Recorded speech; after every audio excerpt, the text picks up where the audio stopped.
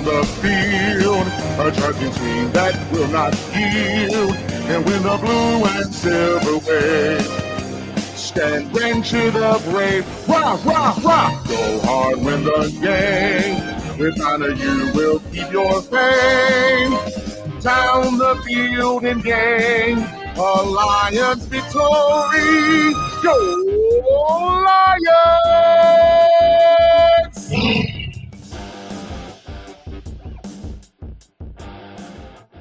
It's about I gotta say, it's the stupidest thing in sports. Being able to run as he shoots the moon to the fans here in Green Bay. That is a disgusting act by Randy Moss. This is not Detroit, man. This is the Super Bowl.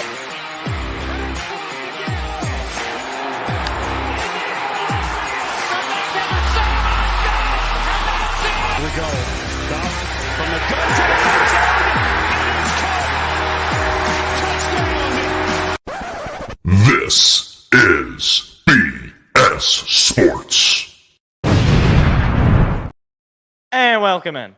So, I was just watching Fox, right? They had the Browns 49ers game. That game was coming down to the wire. Final 2 minutes. Niners have the ball. Chance to drive down the field and win the game. And then they were just like, no, due to league rules, we have to switch it over to the game of the week.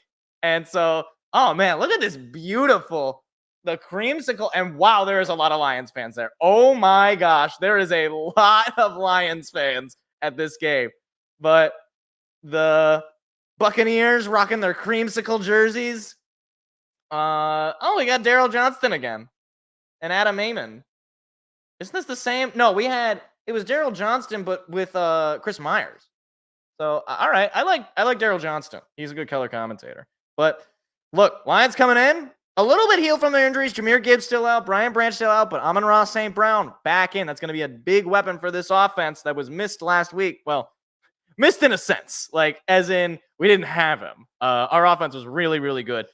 It's a hot one, though. 77 degrees, 57% humidity. A little bit of wind, though. 13-mile-per-hour winds coming in. Lions undefeated on the road this year. One in Arrowhead and one in Lambeau. Wow, those creamsicle jerseys, those are classic, I gotta say. It's cool to see Lions rocking their all whites with gray pants, and they're kicking it off to start off the day. Riley Patterson on the kickoff. Tampa Bay going to let that go to the end zone for a touchback. So here we go. Lions defense is going to need to have a big day because Baker Mayfield knows how to move down the field, especially in the passing game. Lions have probably one of, if not the best rushing defenses in the league. But we'll see. This beat-up secondary with no Brian Branch, they can take advantage, getting some pass rush going here. So here we go. Buccaneers coming off their bye. They're 3-1 on the season. Lions 4-1 after a win last week over Carolina at home. Here we go. Baker Mayfield in the shotgun. He's got a man behind him. Mayfield takes the snap, going to hand it off. Looking for a lane, and not really going to find one is the running back. He's going to gain just a couple of yards. I believe that was Jack Campbell who came up with the tackle. White with the carry. Baker Mayfield this season, or last week against the Saints, 3 touchdowns, 1 pick. I think the Lions are going to win this game. They're going to need to win the turnover battle for sure. This is going to be not an easy game to win, as Mayfield now under center. It's a loud crowd here. You got Jack Campbell on the edge. Here's the snap. They're going to fake the give. Looking to pass as Mayfield. Pressure coming. Throws it up the middle. It is caught for a first down. As Kirby Joseph with the tackle. Chris Godwin with the reception. Just like that. Nice play by the second-year safety out of Illinois. But, again, Baker Mayfield, if he can get rid of the ball quickly, he can be threatening. With weapons like Godwin and Mike Evans. Mike Evans, who is back this week. Lions going to need to bring the pass rush and going to need some strong play on secondary. Mayfield under center. Here's the snap. Mayfield going to give it again, and White is going to get snuffed at the line. They cannot run the ball on this Lions defense. That's really been the best part of the Lions defense is their rush defense. I don't know where they rank in their passing defense, but they don't let anybody run on them for the most part. Will Harris in for the injured Brian Branch. Here's the snap. Mayfield looking to pass. Mayfield going to throw it up the middle. That one's knocked down, incomplete. Alex Anzalone in coverage. Knocked that pass down. It's 3rd and 9. Big opportunity for the Detroit defense to get off the field here. Really big opportunity. It's not totally unmanageable. Mayfield 1 for 2 for 16 yards this drive.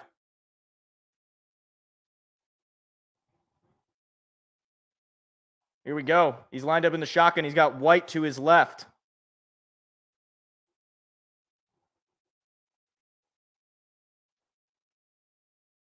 Hutchinson's on the left side. Oh boy, a little bit of a jump. Not sure if any flag is going to be thrown. They're going to lob it up. It is incomplete.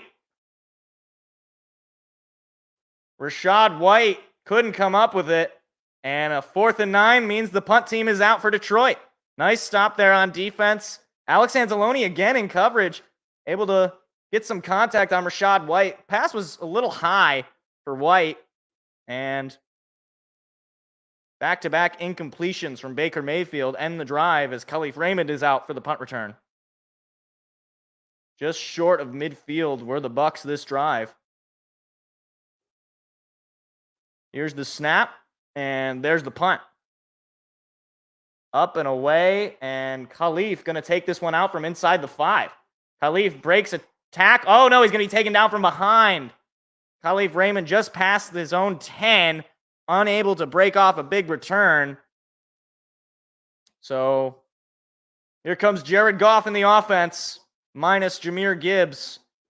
Goff in the last 15 games has 26 touchdowns to just 4 interceptions. He's been electric. Jonah Jackson is out. That's a piece of that offensive line that has been banged up, seems like all the time. Sam Laporta, though, is in. Goff is in the shotgun. And it's a loud crowd here in Tampa. Here's the snap. Goff going to throw it quickly to St. Brown. St. Brown gets a block, finds a lane, gets another. Going to get into the 20. And that should be a 1st down for St. Brown. His first reception back after the injury. It's a nice block there from Josh Reynolds. And I believe that was... It was Graham Glasgow who got another block. Well, not quite. So a 1st down. Now Goff under center. Here's the snap. They're going to give it to Montgomery. Montgomery is going to look for a lane. He's still on his feet, but he's going to get taken down short of the yards to gain. It'll be 2nd down. I don't know why the Fox broadcast is not showing the 1st down marker, so I don't know roughly how long these gains are.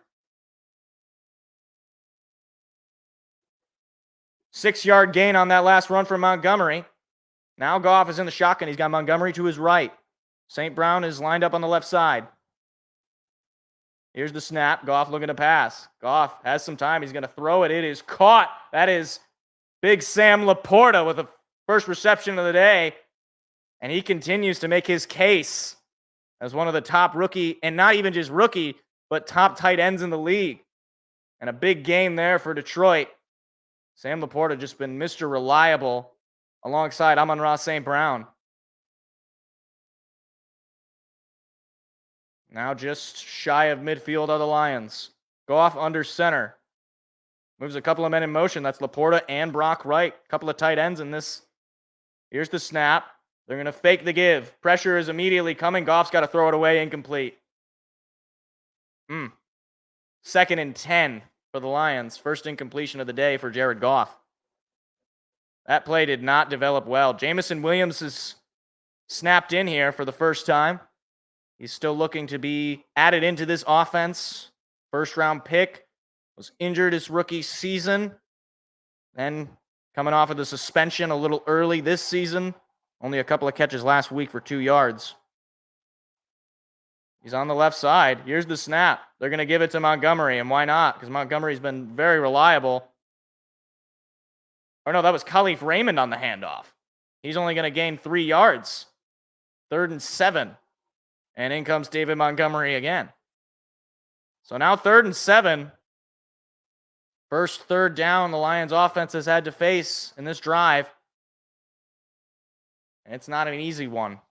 Just shy or just at midfield. Lions are 18th in the league at 3rd down offense. They are bringing the pressure. Goff's going to need to get rid of this ball quickly. Here's the snap.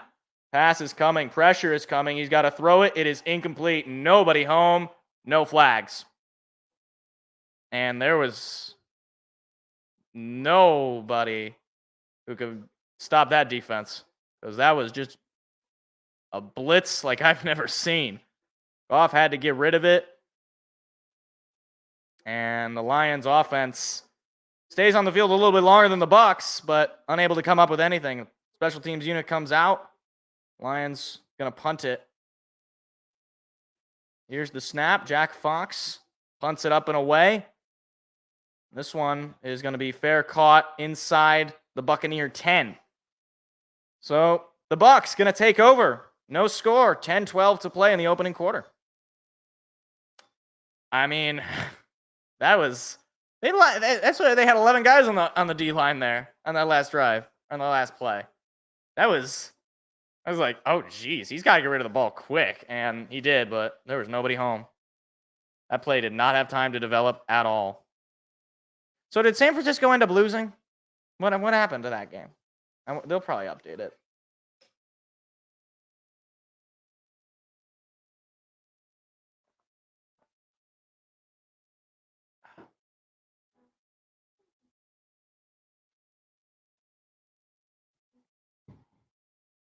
Oh my. That looks a little... I would never want to jump in that cold water. That gentleman... Oh, I guess they lost. Rookie kicker Jake Moody misses the game winner. No! Oh man, that's terrible. Jake Moody... They had the game won. In theory. I don't know how far the kick was, but... They did not... Oh, miss the game winner. That's tough for a rookie. He went to U of M. Fun fact. I mean, it's not fun for me. I don't like U of M. But, all right. Defense has got to step it up still. I mean, they look decent at opening drive. Gonna need some turnovers in this game, for sure. Because otherwise, this is going to be a low-scoring affair on the road. It's tough to play on the road. Even given our offense is really good. Our offense... minus that Green Bay game, did not really perform on the road this year. Like, against the Chiefs, we scored 21, but it was only 14 points offensively because of the pick 6 from Branch, and we don't even have Branch this game. So, is that Jason Alexander? Hey, it's George. Well, I'm glad that George needed some extra money, because now he's doing visible commercials. Every week, it's a new Kitchen Nightmares thing, because the Lions always play on Fox, or maybe they don't always do. But it's like it's great. I get to see what the next episode of Kitchen Nightmares is. I'm never gonna watch it, but just to know that it's still happening is a happy thought. And here we go. Offense back out there for the Buccaneers. Mayfield in the shotgun. He's got White to his left. Mayfield was 1 for 3 on his opening drive for 16 yards. Here's the snap. Mayfield fakes the give, looking to pass. Mayfield tip and picked off! Picked off by the Lions! Tipped at the line and picked off, and the Lions are in the red zone. That is Jerry Jacobs again. That is, I believe, his 4th interception of the season. And on the first play, Baker Mayfield makes a critical mistake. Now, to be fair, the D-line got that big paw up, knocked that ball in the air. I believe that was, I don't know who that was that got the tip, but that is exactly, I was just saying, we're going to need some turnovers, and that's exactly what we got.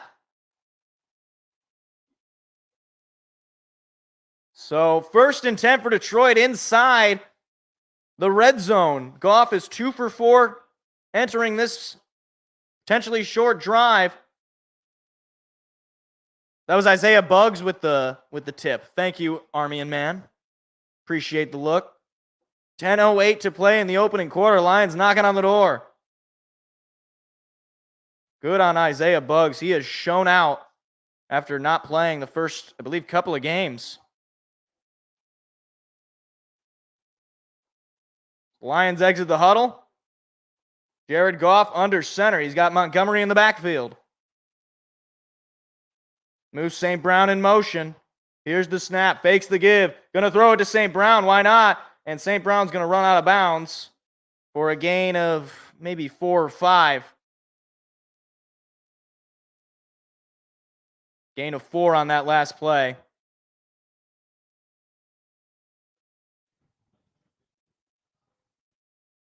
%27 touchdown percentage in the red zone for the Bucs. They are really good at preventing red zone touchdowns, but the Lions are really good at getting touchdowns. They're 63%. It's a tough defense to beat. We'll see if the Lions can do it. Goff in the shotgun. Here's the snap. Giving it to Montgomery. Montgomery is going to get taken down and maybe lose a yard. It's 3rd and 7. They're going to say no gain. Or 3rd and 8. They're going to give him a loss. Now, certainly not manageable. Or, well, certainly manageable, but not easy.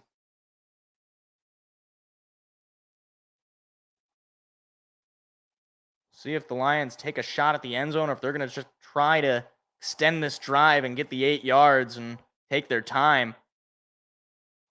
First down would put them at the 1. Laporta is in. Here's the snap. They're going to give it. And nowhere to go is Montgomery. Lions going to lose a yard, and they're going to be forced to take a field goal here on a huge interception, setting them up. The Lions offensively. Oh, that ball was fumbled by Montgomery and picked up. That could have been even worse. So 4th and 10. Lions don't gain a yard on that turnover. Jack Fox to hold. And Riley Patterson trying to kick a 30-yarder to give the Lions the lead. Here's the snap. The kick is up, and it's good. Riley Patterson gives the Lions an early lead. It's 3-0 Detroit. 8:09 to play in the opening quarter. I don't know why we didn't throw. That was, I guess we figure we've been running the ball so effectively, but hey, we're going to need to throw the ball a little bit more here. It looks like this Tampa Bay defense is able to stop David Montgomery. They've been just loading the box, but hey, I'll take it. It's 3-0 Detroit. Let's get the fight song going. Come on.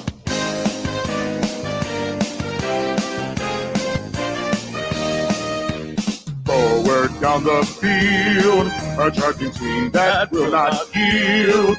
And when the blue and silver wave, stand and cheer the brave. Wow, wow, wow! Go hard, win the game. With honor, you will keep your fame. Down the field and gain a Lions victory. Go Lions! I saw that. See, they had the game on Fox. And then the moment it was like 4:24, it just like cuts out. And then Kurt Menefee is like, hey, sorry, per NFL rules, we have to switch to the game of the week now. Even though the Niners were like in 2-minute drill, it was like down to the wire. So I didn't even get to see the final drive. Apparently Jake Moody missed the game winner.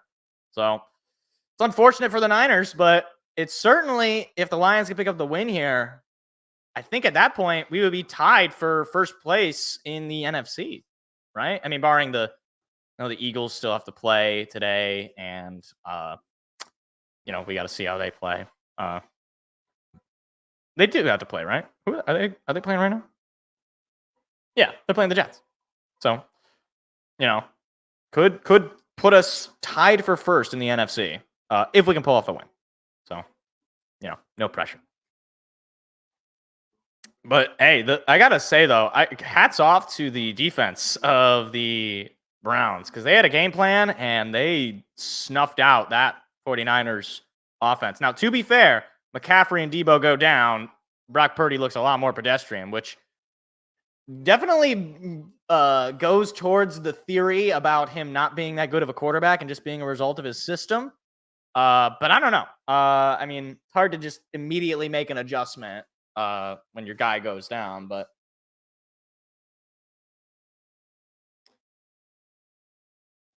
here we go. Lions going to kick off for the second time this evening, I should say.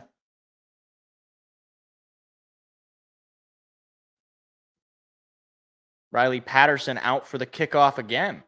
Interesting. We don't usually see Riley Patterson do the kickoff. It's usually Jack Fox. I guess they're giving Riley Patterson the kickoff duties for today. And the Buccaneers are going to take this out from their own 1. And looking for a lane and not really going to find one. Again, I don't understand why. And a flag is down. If the play stands, it'll just be Bucs ball at their own 20. We'll see what the flag is on. Usually these are holdings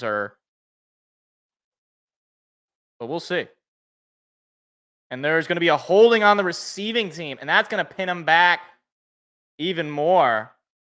And that, again, I just don't know why teams don't just do the touchback at this point. It just seems so. I mean, you for one, you didn't get a very good return. You got stopped at your own 20. And then you get the penalty, which is going to pin you back even more. So just an unfortunate special teams error there for the Buccaneers to pin them now inside their own 10, which is pretty much where they were the last possession where Baker Mayfield threw an interception. But here we go. 1 for 4 is Mayfield for 16 yards in the pick.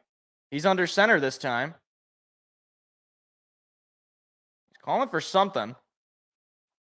Campbell is on the edge on the right side. They're going to give it to White, and White is not going to go anywhere. Well, he picked up some more yards than I would have thought, but he is immediately taken down. But a gain of 6.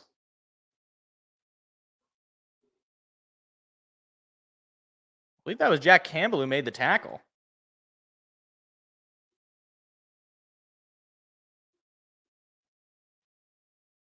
So 2nd and 4. That's about the biggest run they've had all game. Mayfield all alone in the shotgun. Here's the snap. Mayfield looking to pass. He's got to throw it quickly. It is caught for a first down past the 20 and taken down there. Jack Campbell with the tackle. Oh, yeah, now they're showing the miss. Oh, man, he just barely missed it, too. And it was not that far. Oh, that's critical, man. Oh, that's not good. Wow. So 1st and 10 for the Bucs. Mayfield under center. Now they're moving left to right. Mayfield looking to pass on the fake throw. He is under some pressure. He's going to throw that ball. Is tipped and incomplete. Nearly picked off. Mayfield was nearly sacked there. So it'll be 2nd and 10. Aiden Hutchinson nearly got to him.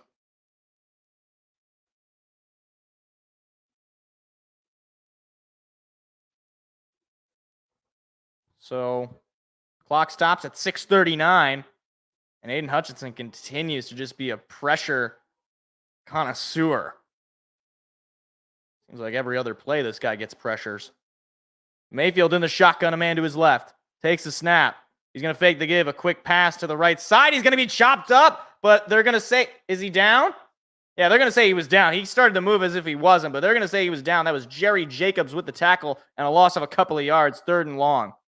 That's a big play from number 23. Jerry Jacobs has certainly stepped it up this year. Yeah, I mean, he's clearly down. Elbow goes down. Yep. So 3rd and 12. Big opportunity again for the Lions defense to make the stop. Mayfield in the shotgun all alone. Now he's calling for something. 5 seconds on the play clock. Got to snap the ball. Here's the snap. Mayfield looking to pass. Pressure is coming. Mayfield now on the run. He's going to look for something, and he's going to be forced out of bounds. And Hutchinson pushed him out of bounds. No flag on the play, but tensions are rising here for the Bucs. These old NFC North or NFC Central rivals. We'll see. And no, he was not out of bounds. That's a clean push. He was not out of bounds at that point. Hutchinson pushed him out of bounds before he stepped out. That's not a late hit. And the crowd can boo all they want. That's a clean hit. Gain of 3 on the run from Mayfield. Nice play there from Hutch. And Khalif Raymond back out to get the punt. Back-to-back good stuff from the defense. Jake Camarda out to punt it. Punt is up and away. This one is a little shallow. Khalif Raymond going to field it from about the Lions 35. So pretty good field position. Rough start for both teams offensively, but the Lions with a 3-0 lead. 5:18 to play in the opening quarter. Oh, they're just going to... Oh, and the Lions just called for a holding on the receive. So they're going to be taken back. How are you going to get called for a holding when you get a fair catch? Well, that sucks. So much for good field position. I've never seen that. I didn't know you could get called for holding on a fair catch. Because it's just a live ball. Right? I guess you can. I didn't know that. Why are there Philadelphia Eagles players inside this man's laundry? Oh, see you later. Oh. I don't even use Tide. I use the Costco brand. Which is basically just Tide, but it's not. It has all the same colors and everything. It looks like Tide, but it's false. It's like I can't believe it's not butter, but for laundry detergent. Again, every time the Lions play, there's always like several Ford commercials. I don't know if this is always the case. So for fans of not Detroit, like when you watch your local broadcast, whatever your owners, like whatever their ownership is outside of the team, is there a lot of commercials for that brand? Like if you're if you're the Broncos, is there a lot of Walmart commercials when you watch the Broncos? I imagine, right? Maybe not though.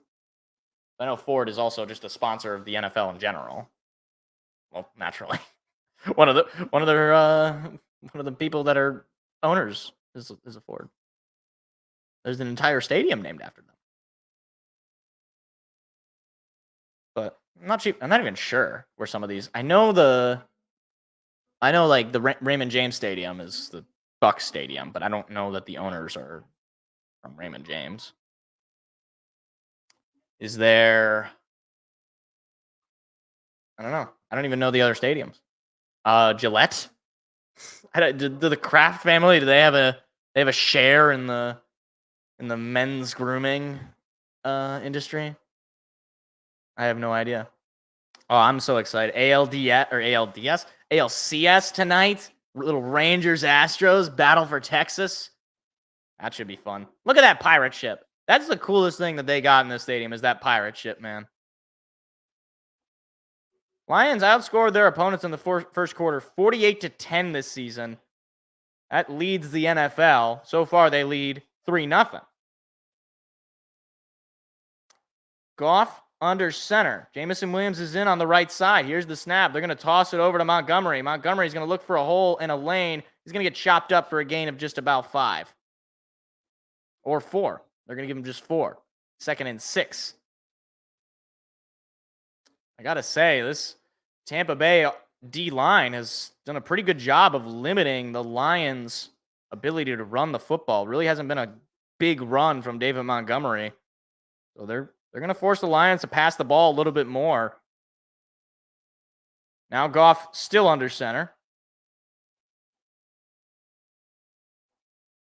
Moves a man in motion. That's Laporta.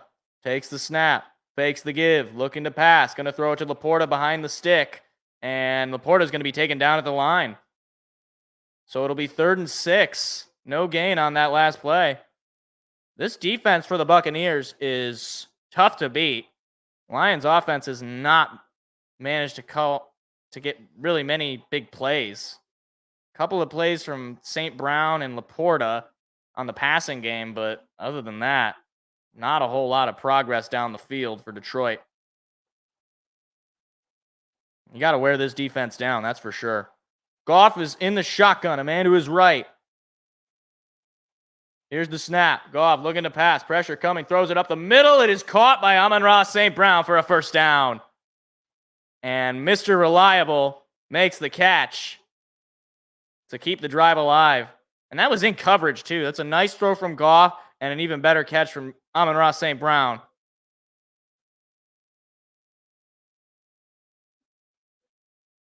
And hey, if he was able to shirk off that tackle, he would have been gone. St. Brown frustrated with himself that he wasn't able to shirk that. I think that's what that was. Slapping himself. Now Goff all alone in the shotgun.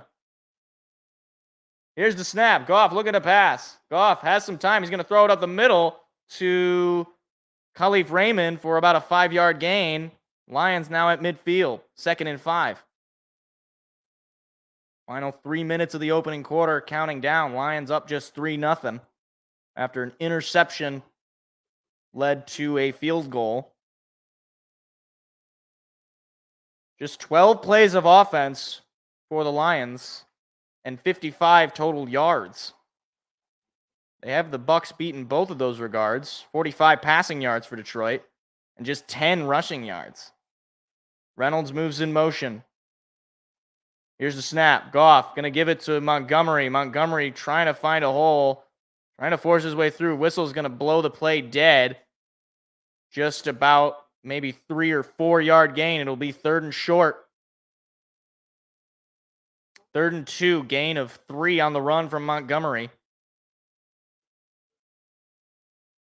It's a big 3rd down here for Detroit.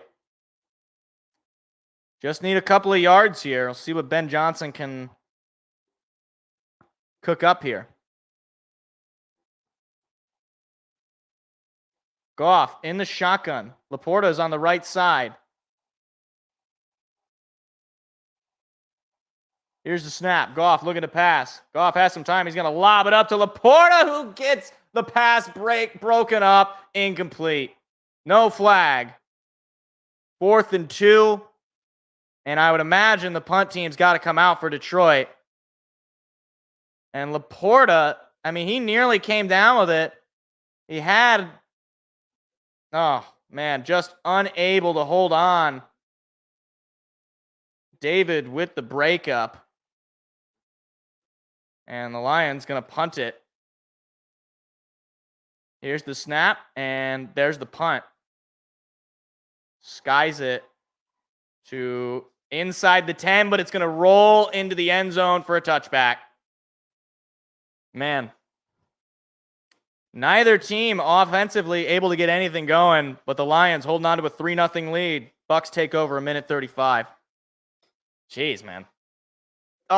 It's so frustrating, too, because Laporta had that ball, man. He did. You got to hold on to it. I mean, I know it's not easy. It was a nice defensive play by the DB there, but, man.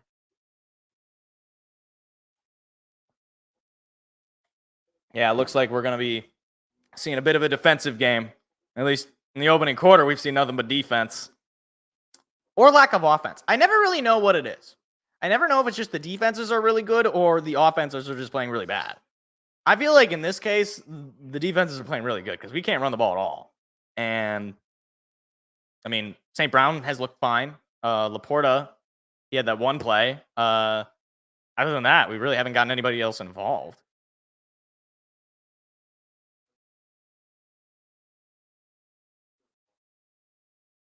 Hi, Patrick Warburton. Hi, undisclosed football team that they're rooting for. Actually, it looked like it was the Vikings because they were in purple. But I don't think that it's like confirmed.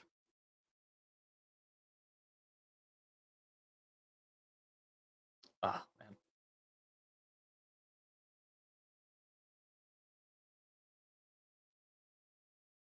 I'm going to need some more turnovers if this is what the game is going to be, because offense cannot march down the field. We're going to need our defense to really step up, turn the ball over, give ourselves some field position, and allow ourselves to get some field goals or touchdowns in good field position, because otherwise it just seems like we can't move down the field.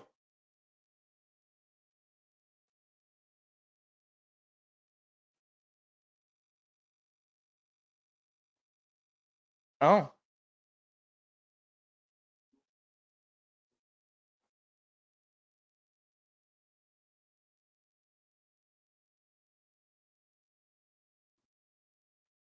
Oh, man. Every time I see like a Fox commercial, I'm like, oh, is the game coming? Nope, not coming back. We just got to listen to Jerry Rice talk about how he catches TVs. I don't even think he actually caught that TV. I think it was fake.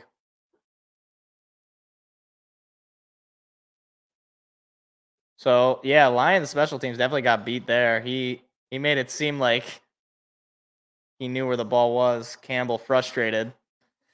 Here we go. From their own 20, Mayfield takes the snap, looking to pass. Mayfield has some time. Pressure's coming. Breaks free of a tackle. Now Mayfield on the run and looking for a lane. He's only going to gain about 3 yards on the run. Alex Anzalone forces him out of bounds. Oh, meanwhile. Oh, look at that. Eagles up 7-0. Who would have suspected it? All right. 2nd and 7. Baker Mayfield now under center for the Bucs.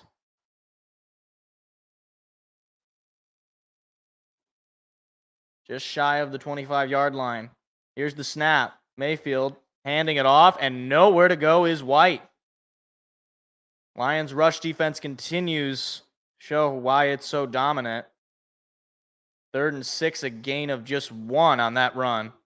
Now another opportunity again for the Lions defense to get off the field quickly. They're going to have to run one more play here in the third quarter, or in the first quarter, I should say. It'll be 3rd and 6. Mayfield in the shotgun. Man to his right. Calls in motion. I believe that's Godwin who moves to the right side. Here's the snap. Mayfield looking to pass. Mayfield going to throw it. It is caught for the first down. And that will end the opening quarter. Buccaneers marching down the field, slowly but surely. Jeez, it looked like Hayden Hutchinson got held there.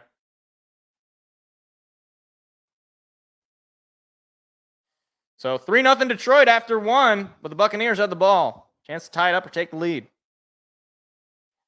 All right. I mean, would have really liked to get a stop there to end the first quarter, but oh boy, man. I always get stressed early part of the game, especially if our offense is not moving down the field, man. I would have we really should have scored a touchdown that last drive.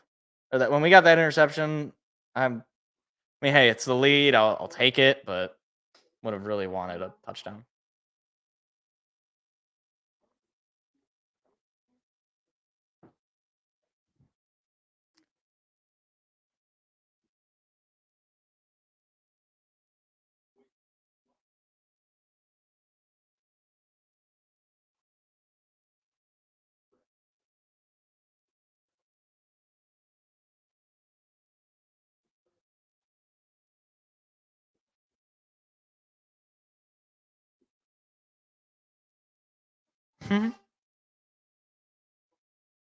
Lions on Fox again next week at 1 against the Ravens.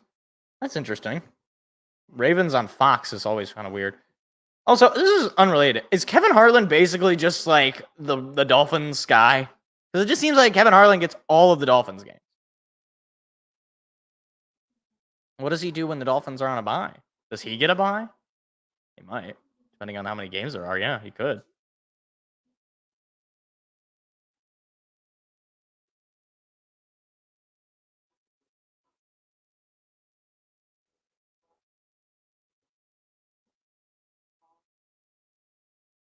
Is that an SUV? That looked like a Hummer. I guess a Hummer is an SUV. You want a Hummer? Nobody even knows. People don't know that commercial anymore, do they? When Ed Ogeron, back when he was coach of Ole Miss, did some local car commercial. You want a Hummer? Tell him about it, Joe Doe. The fact that that's that man's actual voice never ceases to amaze me.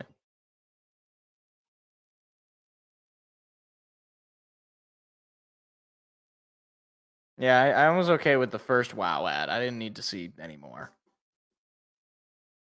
Ooh, they're showing the The old creamsicle jerseys. I do kind of like them just because it's throwback, but I feel like if you're a Bucks fan, if you've been a Bucks fan for a long time, you gotta hate these jerseys, right? Because they were awful. They were like the worst team ever with these jerseys. But here we go. Mayfield under center. Ball at his own 34-yard line. He's going to give it to White. White trying to run, and he's going to gain maybe 4 or 5 on that play. Nearly broke out something. Gain of 4. 2nd and 6. I don't know what this can. Oh, they're showing the Buccaneers logo. I was trying to get like that logo for like the throwback logo for the thumbnail, but I was just like, I can't find a high resolution image of it. I'll just use the actual current logo. But unfortunately. So Mayfield under center. Here's the snap. He's going to give it again to White. He's going to get eaten up. No, he's going to break free. Mayfield trying to make a block, and he's going to lose more yards. And Vaughn on the carry. He lost maybe 5 or 6 yards on that play. Baker Mayfield, credit to him, tried to make a block, but Vaughn lost a few extra yards. If he would have just gone down on the initial hit, would have just been a loss of maybe 2, but now it is 3rd and 12. And another opportunity for this Lions defense to get off the field. Almost certainly going to be a pass here as Mayfield is in the shotgun all alone. Bucks 1 for 3 on 3rd down today with an average of 9 to go. Here's the snap. Pressure is coming. Mayfield has time. He's going to throw it up the middle. It's caught. No, it's bobbled and dropped. Incomplete. Oh, my goodness. Mike Evans, no. Oh, my God. That he was pretty much wide open. He just never really had it. Just off of his body and then loses it. Wow. Cam Sutton was in coverage and applied the hit, so it'll be a turnover, or not a turnover on downs. It'll be a 4th down and 12. Punt team is back out. Lions catch a big break there, though. Here's the snap, and there is the punt. Khalif Raymond back out to return it. And this one is very deep. He's going to let that one. Oh, geez. That one goes out of bounds at about the Lions 2 or 3. That is the perfect punt. So, Lions going to start with very poor field position. They're going to have to march down the field here. Khalif Raymond, I mean, there's nothing he could do. That ball was going out of bounds. But that is, wow, that's a fantastic punt. It's about the only highlight I've had.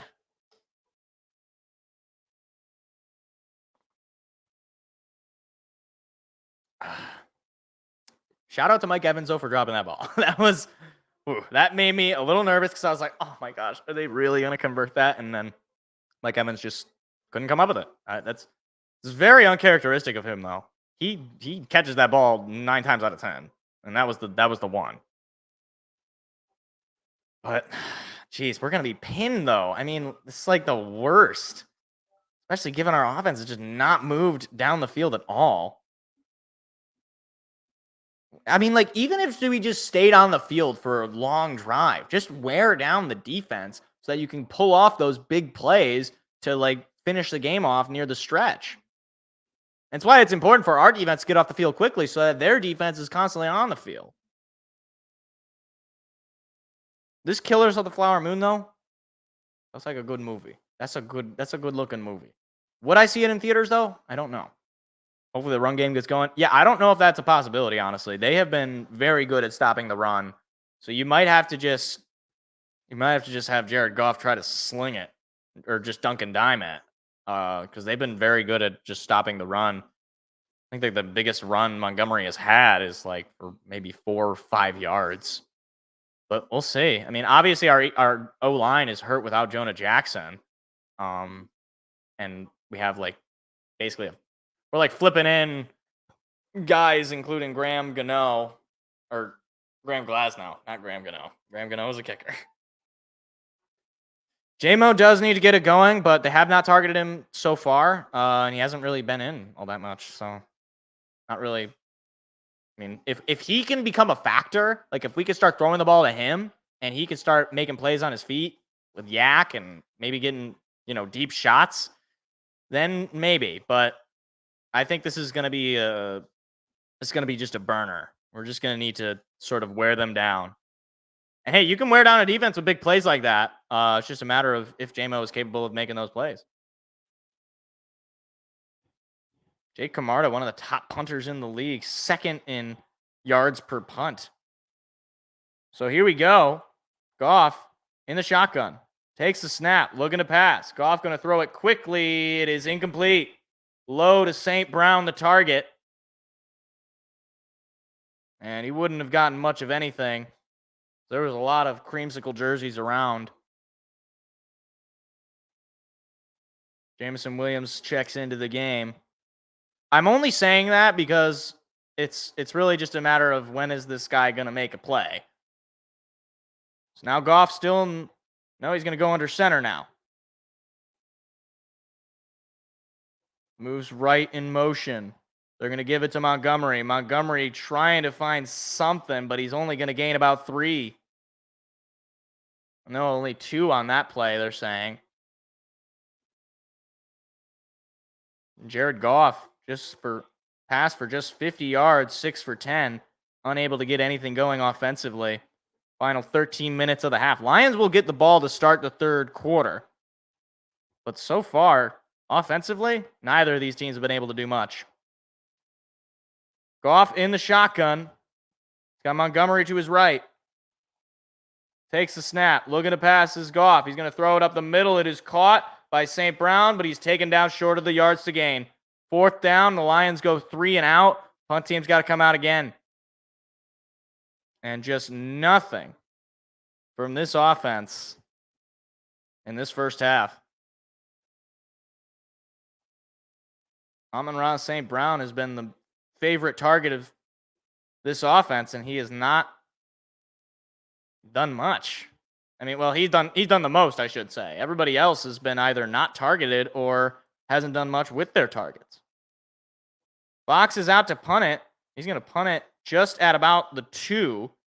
It is up and away, and that's going to be very good field position for the Bucs. Just shy of midfield, they will take over in their own territory. This is probably the best field position the Bucs have had all season.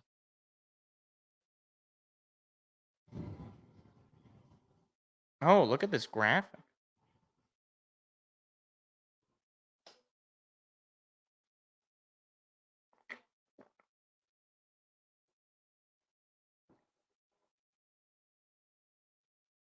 That's quite the graphic. Gosh, that pirate ship is so cool. That is such a cool pirate ship. Defense definitely needs to make a play. Mayfield under center. White in the backfield. Mayfield just passing for 32 yards, 4 for 9. Calling for something. Godwin is on the left or right side. Here's the snap. They're going to give it to White. White breaking a couple of tackles and is going to gain about 8 or 9. 2nd down. But that's the biggest run that White has had all game. 2nd and 2 as the Bucs are at the 50-yard line. They have not run a play in Lions territory, and it looks like there's going to be a false start here. It looked like everybody jumped before the ball was snapped. That's a big penalty. So a false start penalty on the offense is going to bring them back to 2nd and 7. Lions got to take advantage of this. It looked like everybody jumped except the center. I didn't hear the call because they were just talking in the broadcast, but that's a big penalty potentially for this Lions defense to make a stop. So 2nd and 7. Now back into their own territory. Just at their own 44-yard line. Here's the snap. Mayfield looking to pass. Pressure coming. Going to throw it to White, and White is going to be taken down at the line. Cam Sutton with the tackle. That's a nice play by the DB. So 3rd and 7. Big opportunity for the Lions defense. Got to get off the field. It's been nothing but defense all game. Got to make a play here on 3rd down.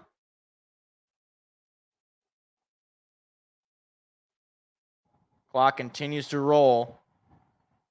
Mayfield in the shotgun. He's got White to his right. Detroit looking to bring the pressure. Here's the snap. Pressure is coming. Mayfield on the run. He's going to throw it. It's wobbly. It's caught. Palmer with the reception.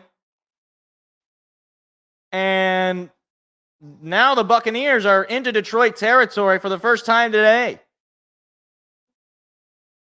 They had basically everybody blocked. I could not believe it. Everybody was getting blocked there. Mayfield didn't move. Palmer able to pick up the big gain. That's about the biggest play all game for the Buccaneers. One of the biggest plays of the game in general.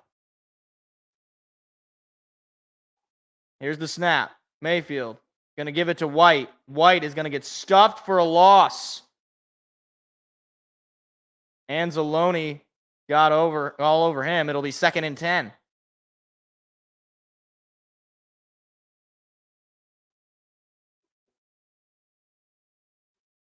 Offensive line this season has allowed just 4 sacks for the Bucs and 11 total QB hits.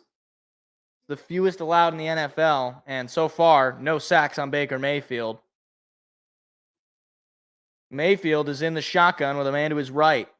Takes the snap, looking to pass, going to throw it quickly behind the sticks. That is White looking for a lane. He's going to be taken down short. Gain of about 8, though. Campbell makes another tackle. That's true. I've been saying his name a couple more times than I normally have. Opportunity here for Detroit on 3rd and 3 to make a stop, potentially just force the field goal attempt. But Baker Mayfield has been incredibly effective on 3rd down passing.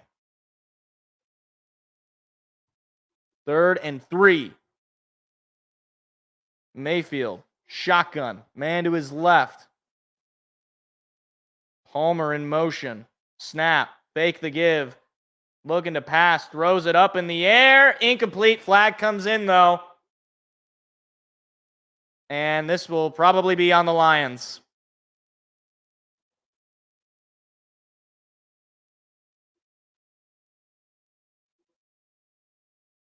We'll see.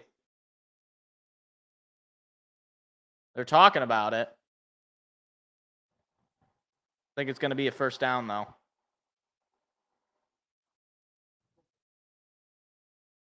It's going to be defensive holding, which is an automatic 1st down.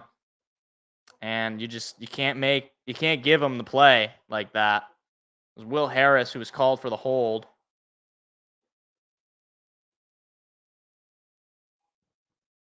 And yeah, they're going to call that every day. They're going to call that every day of the week, especially on Sundays.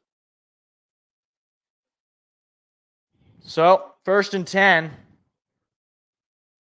And now the Buccaneers close to the red zone. They've got 12 passes and 10 rushes all game. Here's the snap. Mayfield going to toss it to White. White looking for a lane. He's going to be taken down short of the yards of gain, but gain about 6 or 7, maybe 8. They're going to say just 7. Levi Onwuzurike with the tackle. 2nd and 3 for the Buccaneers.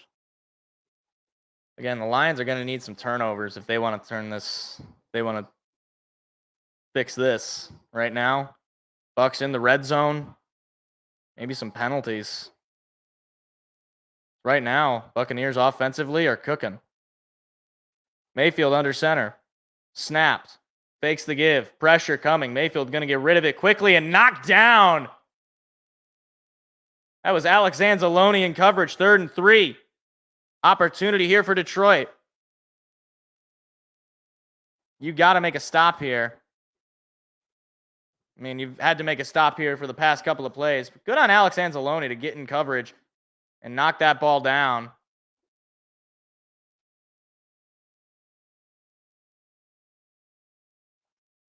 Anzalone has been pretty good in coverage this game so far. So 3rd and 3. 5 seconds on the play clock. 3, 2, whistle blown, timeout called. Tampa Bay uses their first time out of the half. There's a couple remaining. 3rd and 3. I went down the wrong pipe.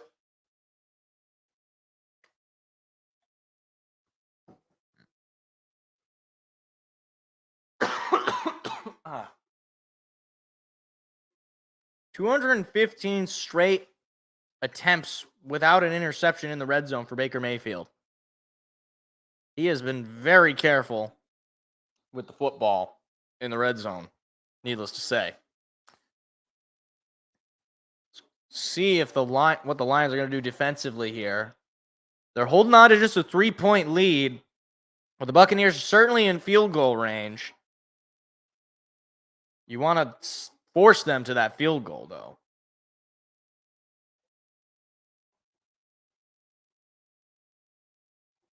So here we go. Mayfield in the shotgun. 2 for 5 are the Bucs on 3rd down. Here's the snap. Mayfield looking to pass. Mayfield going to throw it. It is tipped in the air. Incomplete. Jerry Jacobs in coverage makes a fine play. And we'll see. We'll see what the Bucs do here on 4th and 3. He nearly picked that ball off, too. Wow. That could have been his 2nd interception of the day, and that would have turned the tide. It'll be a 33-yard attempt for the Bucs, a little bit deeper than the last one that was made by Patterson in this particular side of the field. Here's the snap. Kick is up, and it's just good. Just able to sneak it in, and the Buccaneers have tied it up. Well, I guess I'd rather that. I thought he was going to miss it. Just able to sneak it in. It hit the upright, but just kept rolling in. Well, that was... Oh, man. Jacobs would have intercepted that, man. Because I hate doing these games where it's slow and there's not really a whole lot of fun for me. You know, I don't like having to commentate losing games. It's just not a fun experience. I had to do it once this year. I'd rather do it as little as possible, but I know it's going to happen more than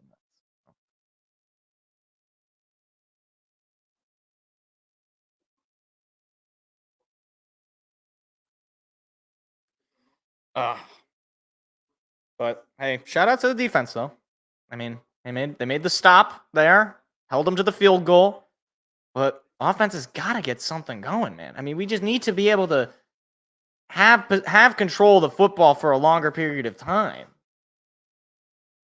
Because so far, just the 3 points of offense that was in the first quarter, nothing since then.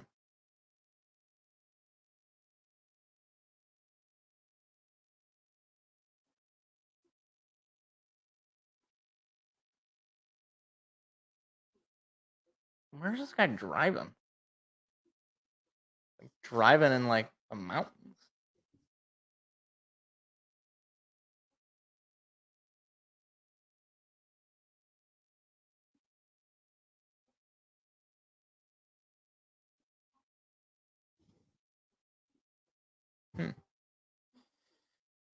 I don't. Who has the interception? What's the interception leader? How much do they have? Because that would have been Jacobs, because he had the 2 against the Packers. He had 1 last week, and he just had 1 today. So he's got 4. I'm not sure if that puts him above whoever the leader is.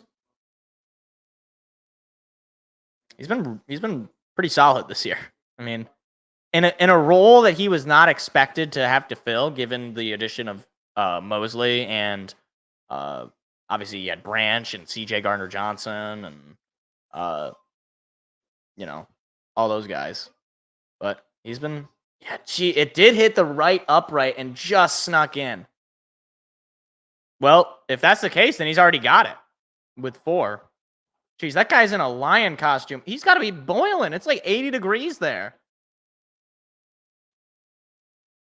So 9 plays for 43 yards, cut 4:24 from the clock.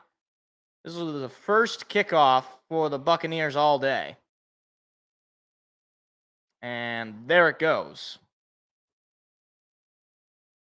And that ball's going to go to the end zone for a touchback. It's supposed to rain relatively soon here. Yeah, in 38 minutes, it says it's supposed to. Wait, what? Okay, 49ers optimistic about Debo. That's good. Because I have Debo in my fantasy, and he let me down today because he got hurt. It's not his fault. He got hurt. All right, 1st and 10 for the Lions. Offense has just had a total of 18 plays for 71 yards. Not been moving down the field.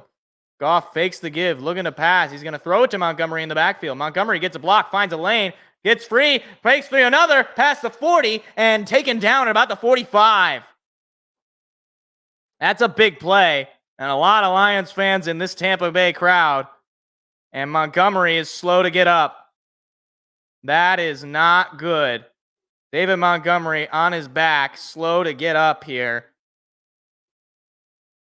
He is incredibly important to this offense, and the fact that this offense has not gotten moving all game, that is not good at all. Take a look at the hit here. Didn't look like it was anything major. I don't really know what it could have been. It just looked like a pretty... Might have hit the ground a little oddly. Jahmyr Gibbs' hands on his head, knowing that he can't come into the game. Oh my goodness. This is awful if it's anything major. Oh boy. And after just making probably the best play on offense today, landed on his head. Oh dear.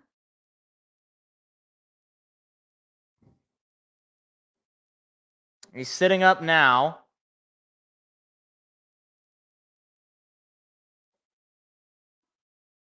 Jahmyr Gibbs still with his hands on his head. And Zonovan Knight was also hurt. And it looks like Montgomery's on his feet, slowly walking off. Hope that he's okay, but now Craig Reynolds is going to have to check in for the Lions. Seems like it's just been a tough day for running backs. Christian McCaffrey goes out. Now David Montgomery exiting the game. Craig Reynolds had some nice plays last week against the Panthers. He's got some ability. Jameson Williams is in as well. Reynolds lines up in the backfield as Goff is under center. I believe he's got Brock Wright lined up behind him as well as Wright moves in motion. Here's the snap. They're going to give it to Reynolds. Reynolds, first play, and he dives and might have gained a yard. Maybe didn't gain anything. And they're going to say no gain on the play. I would also like a JMO touchdown because I have him in fantasy. And also just because I want him to get a touchdown. So 2nd and 10. Goff in the shotgun. Man to his left. Here's the snap. Goff looking to pass. Goff has some time, going to throw it to the middle. It is caught by Josh Reynolds, who breaks free of a tackle and now into Buccaneer territory. That's a fine play from Josh Reynolds, who's having quite the start to his season. Great connection. Jared Goff just weaved that football to him. Josh Reynolds, 312 receiving yards this season with 3 touchdowns. 3 wideouts on the left side. Here's the snap. Goff quickly going to throw it to St. Brown. St. Brown gets a block, breaks free, still on his feet, inside the 30, gains 8, 2nd down. They've run that play with St. Brown where they just throw it to him behind the line of scrimmage on the screen, and he picked up 7, actually. Yeah, it seems like it. I mean, their defense is just eating us alive. But so far, this drive has looked better offensively. Geez, there is a lot of Lions fans. That's crazy. 2nd and 2. Goff under center, takes the snap, going to toss it to the running back, Craig Reynolds. I think he got it. Just forced his way. Craig Reynolds picks up the first down. And David Montgomery walking.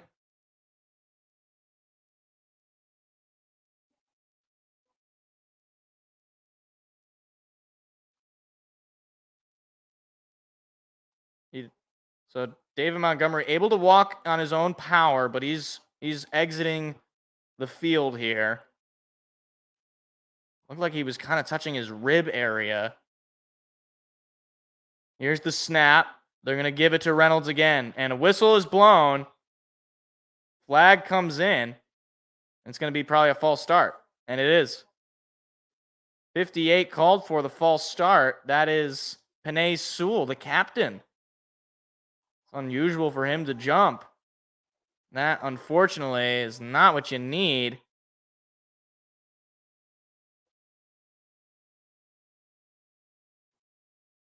Given your offense was just moving down the field, now you're in a 1st and 15 situation at the Tampa 29.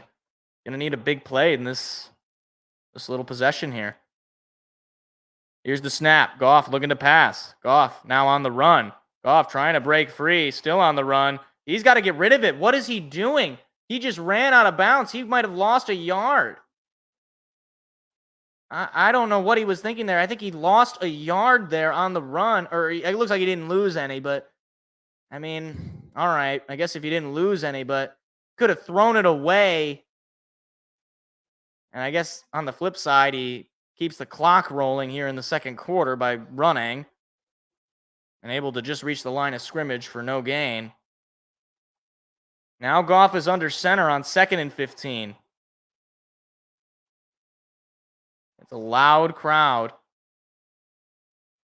Here's the snap.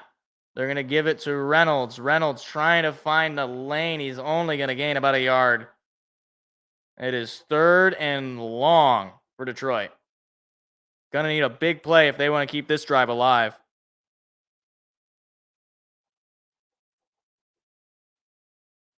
Gain of just 2 from that run from Reynolds. Just 21 rushing yards this first half for the Lions. So now Goff in the shotgun. Reynolds to his right. Gonna need a big play. Here's the snap. Goff looking to pass. Goff throws it up the middle. It is caught. Amon-Ra St. Brown breaks free of a defender. Looking for a block. He gets it. He gets the first down past the 10, and he steps out of bounds. A big play from Amon-Ra St. Brown, and the drive stays alive. Oh, no, it's a touchdown. Wait, he stayed in? I didn't even see that he stayed. I thought he stepped out. That's a big play from St. Brown. Touchdown. I did not. I thought he stepped out. He walked into the end zone with a huge block. Forward down the field, a charging team that will not yield. I thought he stepped And with out. the blue and silver Huge wave. block from 13. That was Craig Reynolds with the block. And St. Brown able to weave his way in. And he stayed in bounds. That's unbelievable. Down Pick the is up and field and good. gain. The Lions take the lead 10-3. victory. Go Lions! That is look at Craig Reynolds with a huge block. I cannot. That is a beautiful play. Amon-Ra St. Brown hugging Craig Reynolds on the sideline. That is amazing. That is huge stuff. Oh man, offense needed that. I for a 3rd and long, I was thinking, okay, maybe you just kind of get some yards, get yourself closer in field position. That is exactly that is the best case scenario I could have asked for. First touchdown of the day goes to Amon-Ra St. Brown. I know there was some bet. I got a Bleacher Report alert. It was like, bet Amon-Ra St. Brown first touchdown of the game. And hey, if you bet that, you probably are rich. Well, depending on how much you put on it, but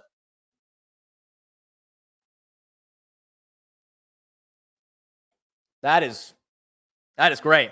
That's what I needed. The offense, that drive looked a lot better. A lot better. And if the defense can continue to hold this Buccaneers team back, that's what we need. That's all I can ask. If we can get a couple of turnovers here, because the Lions will start with the football in the third quarter. But certainly this seems like this is just a tough, you're going to have to tough this one out. So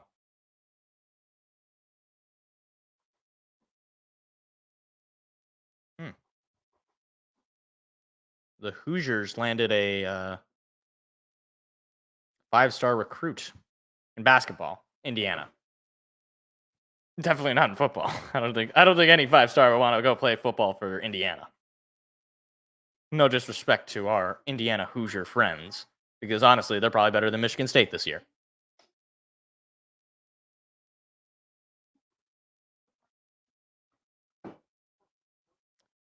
I would love to see a turnover here. I mean, I would love to see a turnover at any point in the game. But especially here, knowing you're going to get the ball back, if you can just eat away the clock, potentially extend the lead with a touchdown or a field goal, that would be very nice. Very, very nice.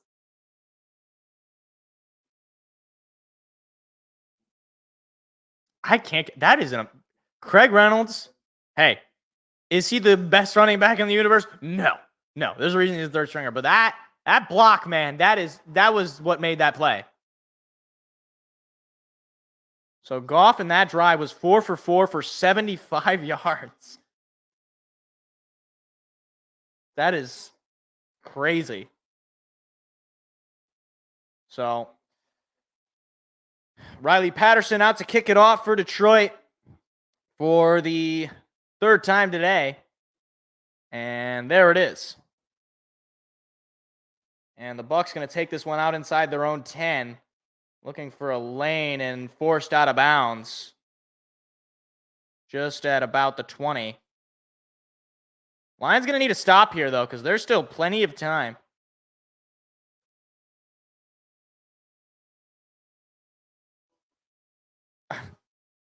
Are they joking about how the quality of their broadcasts being bad because of all the static and stuff that is, occurred in their broadcast?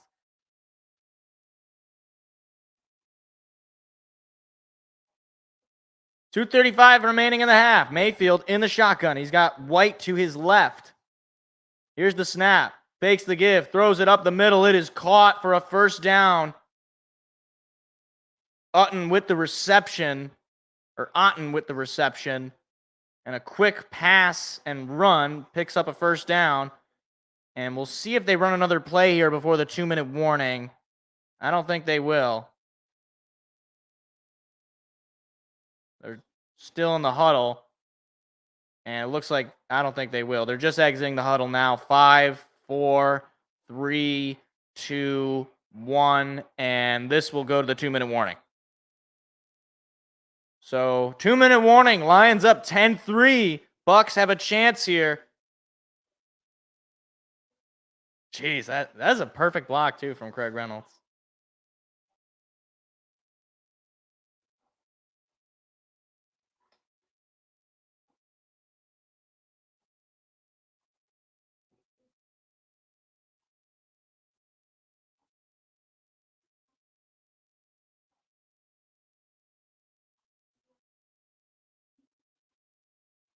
I don't understand. This AT&T commercial just has Keegan-Michael Key for 2 seconds. And he doesn't even say anything. Does he? Why would he sign up for this commercial if he's just it's just him eating a sandwich? Maybe he just wanted a sandwich. I gotta tell you, I can't do it with this stupid Burger King song. I can't do it. I know some people like it. I can't do it. It's too much. It needs to go away. It needs to stop. But I know it won't.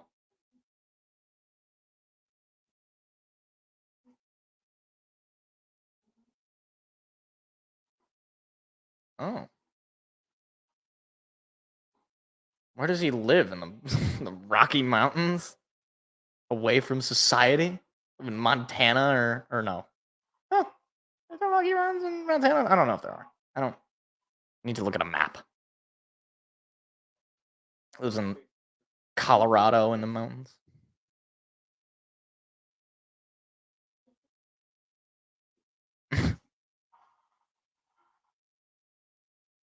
Oh my.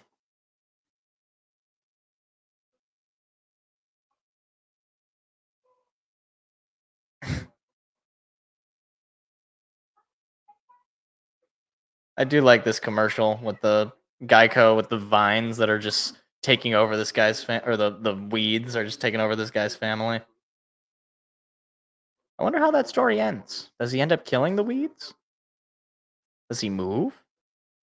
I'd probably move.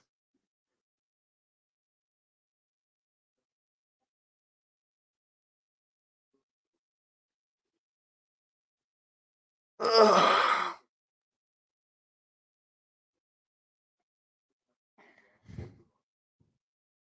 All right, here we go. That guy is dressed up like a pirate. That guy. Oh, there's that Lions fan. He goes to every game with the bucket hat and well, I don't know. It's like a construction hat. Here's the snap. Mayfield fakes the give. Pressure is coming. He's going to throw it deep. Does he have a man? It is incomplete. Just overthrew his man, Palmer. Oh, my goodness. That could have been dangerous. Palmer just couldn't reach it.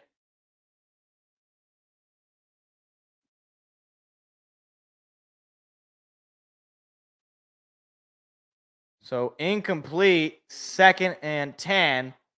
Mayfield frustrated with himself. In the shotgun is Baker. High snap, hands it off to White. White looking for a lane, going the wrong way, finds a little bit of a hole and gains about 4.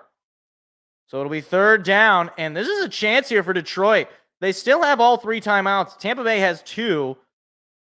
So if Detroit can stop them here and get the ball back, they will have plenty of time.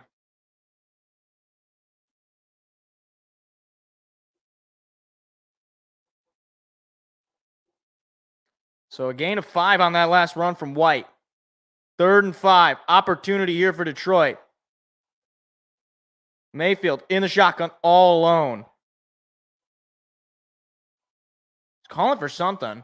4, 3, 2. Gets the snap off. Pressure coming. Pass is tipped and incomplete. Pressure came.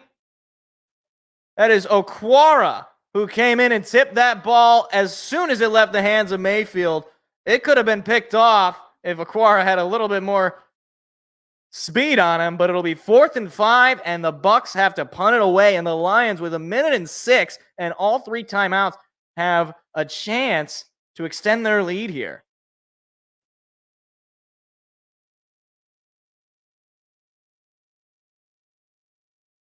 It was Julian Okwara, not Romeo. There are 2, so I had to hear. And this one is just going to go all the way to the back of the end zone for a touchback. So 59 seconds in the half, but all 3 timeouts for Detroit. Little Michael Jackson playing. I am the one, but the kid is not my son. She says I am the one. Okay, the ESPN is saying it was a shoulder injury for Montgomery. I hope it's just that he got a bruise.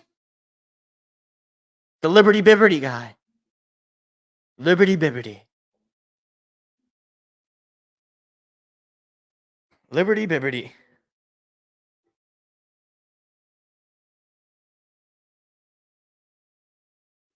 Why are they sniffing the peppers? Can you smell the peppers? What do they smell like? Does that make the peppers better? I like to commentate on the commercials as I see them. Oh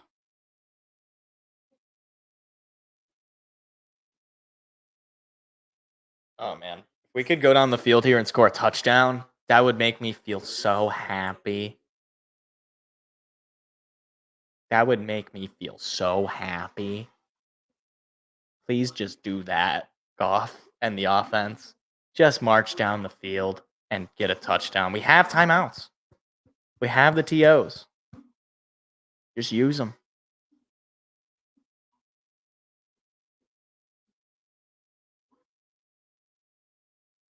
Seriously, it seems like there's way more commercials.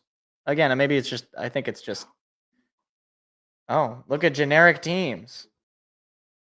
You're burning the food, barbecue man. There's way more commercials than I remember. Maybe it's because it's America's Game of the Week. But this game isn't even being brought. They say it's America's Game of the Week, but most people are just seeing the Jets and Eagles game. So, I don't know what that's about. Ooh, big noon Saturday. You got Ohio State and Penn State. That should be actually a pretty good game. 2 top 10 teams. Should be a good game. That'll probably be the game I want to watch. Baker Mayfield's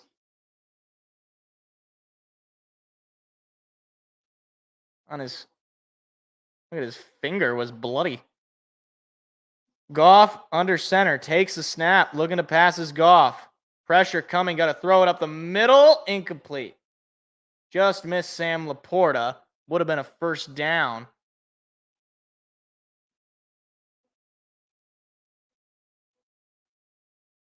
Okay, it's a rib injury. So ESPN was wrong, and he's questionable.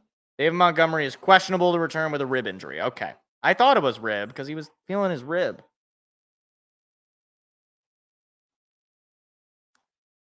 Second and 10.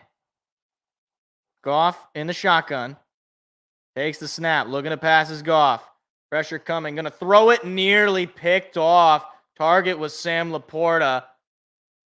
And it's 3rd and 10. Man, you really don't want to just go 3 and out after your defense made a fine stop there. You want to at least just end this half with the football, knowing you're going to get it back anyway.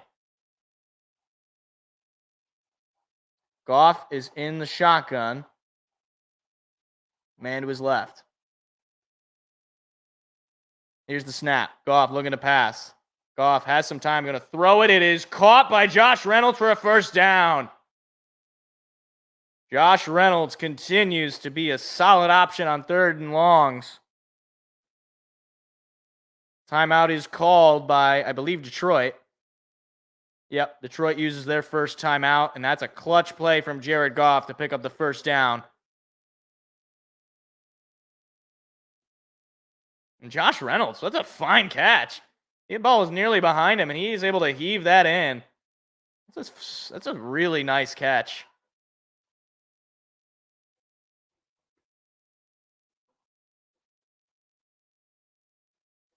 Couple of receptions for Reynolds for 41 yards today.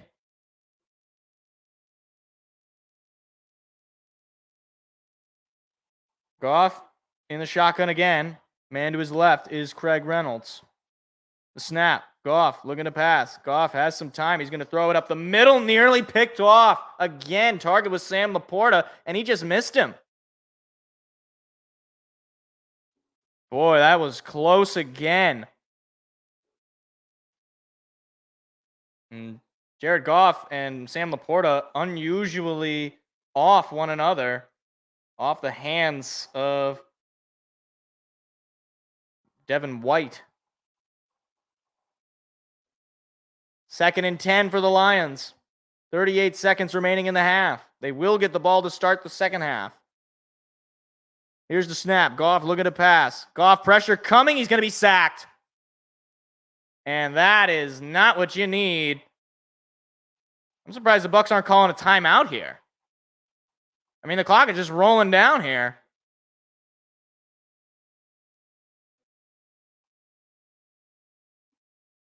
I'm surprised the Bucs don't want to see if they can get the ball back.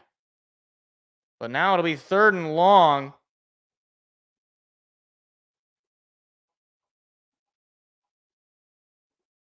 And they're just going to let it go. I thought they would use a timeout there, so they're just going to end the half, and the Lions are just going to get the ball back.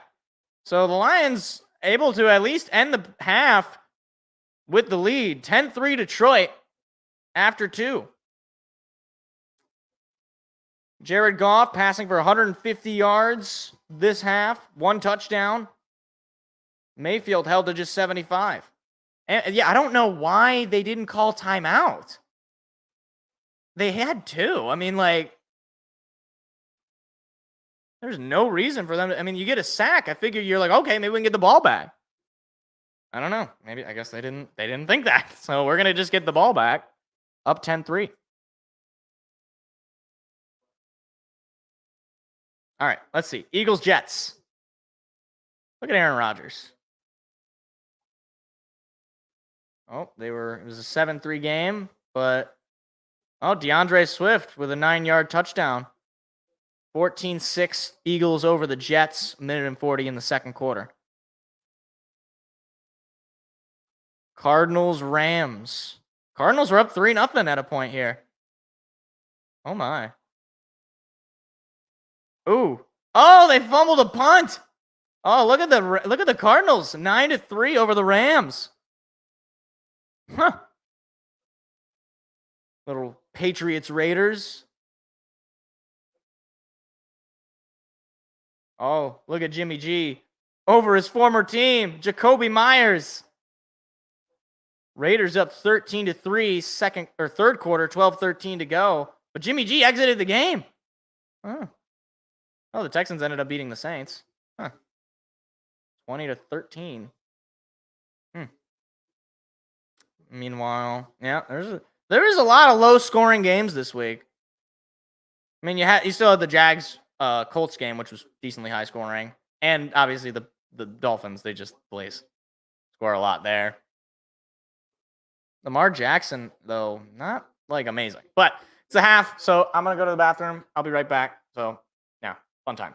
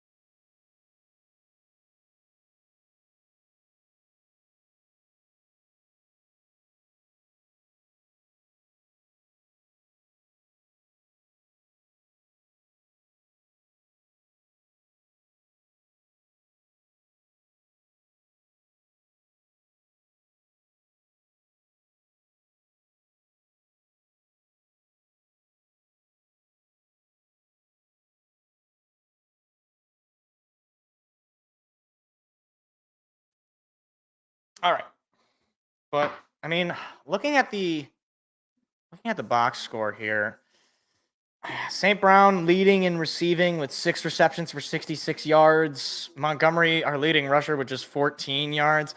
We can't get anything going on the rush game. So this is just going to be a game where we're just going to have to kind of dunk and dime down the field, throw the ball to St. Brown, throw the ball to Laporta, and hope our defense can just, hold them back. Maybe you get some turnovers and you can get yourself some nice field position. But at this point, it's just about, limiting the Buccaneers offense, because they have not been able to get much of anything going offensively, minus that one drive that they got a field goal out of. But to be fair, we really haven't got much offensively either. It's been a defensive game for sure. But Man, the loss of David Montgomery. Not that he was really doing all that much in this game, but he's been so good for us this year. So I really hope it's not anything major. Said it was ribs. I mean, it could be anything.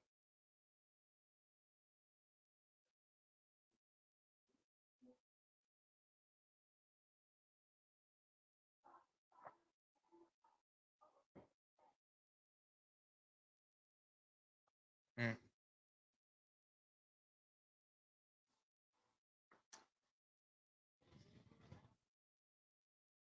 I gotta say though, there's a lot of Lions fans. I mean, it's a pretty large. You can see a lot of Honolulu blue in the crowd.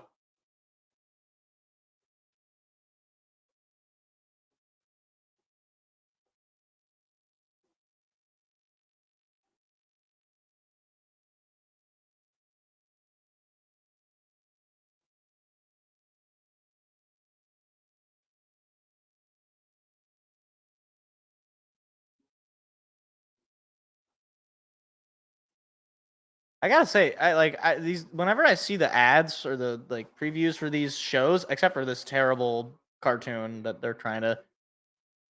It's the number one new. Well, wait, hold on. That's misleading, right? Because it's the number one new comedy, right? That doesn't mean it's that good. It just means that of the new comedies, of which there may be just like one, it's the number one. So it's the number one new comedy.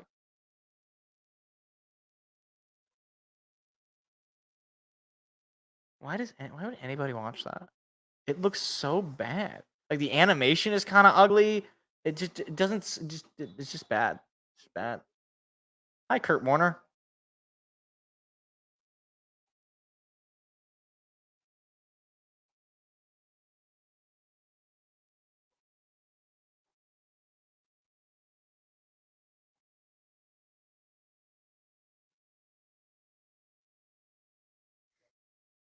Kurt Warner telling me not to bet football games. Hey, I didn't want to bet football games anyway. Because I don't know, I kind of respect my money. I don't know. This is kind of a weird thing. People just they like just put it. They just say, you know what? It's my money. I'm just gonna say F it. What wideout should we trade for? We're gonna trade for a wideout if you're giving me the option. Love to trade for Devontae Adams, assuming he's gonna be on the trading block. Other than him, I'd need to see a list of guys that might be moving. Don't trade for Jerry Jeudy. I don't want to see Jerry Jeudy in the Lions. That Jerry Jeudy is awful. What are we looking at? We're looking at some high school football. Little halftime report. Hmm. Hmm. The other wideouts that like people have talked about, like Mike Evans. I mean, I don't think he's gonna get traded though, based on the way the Buccaneers are sort of in first in their division. They're holding on to that division right now. I don't even know who else would be on the trading block. Like, I really don't. Like anybody that would be like a huge ad.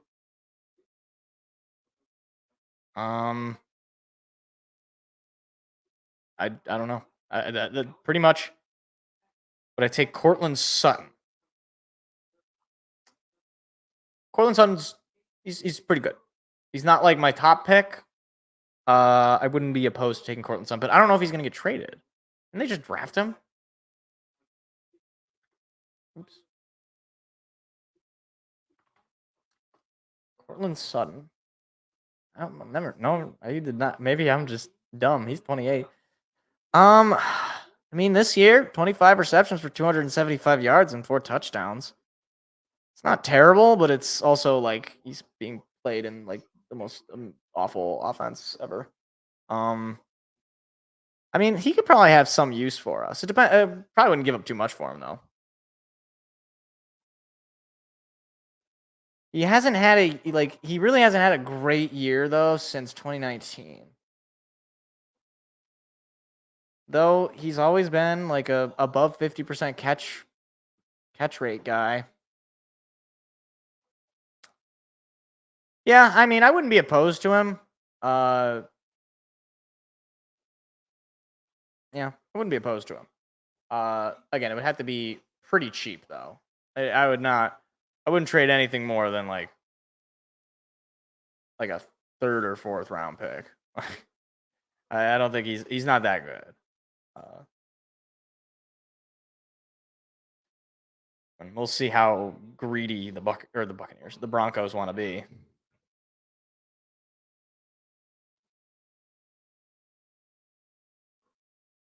Fourth round pick.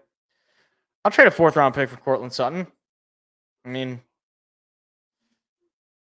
the only question is, where does he fit in? Like, that's the thing. I mean, I posted the video about JMO. It's like, where does he fit in? Like, we have Josh Reynolds, we have St. Brown, we have Laporta. Like, you can only target so many guys, right? I mean, like, I just don't. It's difficult when we talk about trading for a receiver, because receivers aren't just like, they're not like DBs or, edge guys where you can, plug and play with them. You can put them at different places on the field. The receiver, it's like, if you're not throwing to them, not really doing much for you. So personally, if we're gonna make some trades, I would not mind adding to this defense, especially to the secondary. And then as a luxury, maybe add a wide receiver. But I don't know that wide receiver is. I mean, it's weird because our wide receiver room is not that elite, but our offense, like, there's no way to fit somebody else in. Like, you're not gonna take reps from, or you're not gonna take, targets from Josh Reynolds on a guy you traded for just because this guy is supposed to be better than Josh Reynolds. Like, Josh Reynolds has been really good. And so you're not just gonna give him up, because you're not just gonna say, "Oh, sorry, Josh. I know you've been working really hard, and I know you're having a career year and everything, but Max Crosby would be home run." I'd be very shocked if the Raiders were trading him. And if they were trading him, no, I mean, like, the price might be pretty high. They might be asking for a first round pick, and that becomes difficult.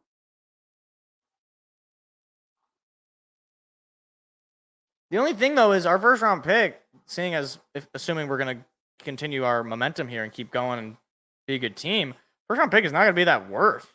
So we'd have to probably package a couple of picks. Probably have to be a first and a second, or like a first and a third or something. If we can manage to get Max Crosby for like a second and a third or something, I'll take that. But here we go. 10-3 Detroit back in Tampa. They will receive to start the half. Opportunity here for Detroit to make it a 2-possession ball game with either a field goal or a touchdown.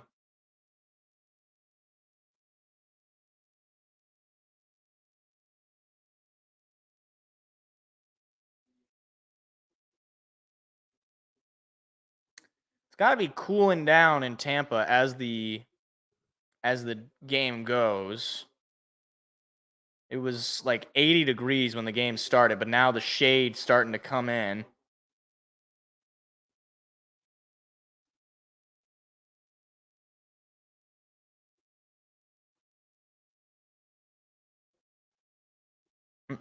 So here we go. Kickoff is a line drive to about the 5, picked up at the 5. Now running, trying to find a lane, but taken down at about the about the 24. Just a line drive kick there.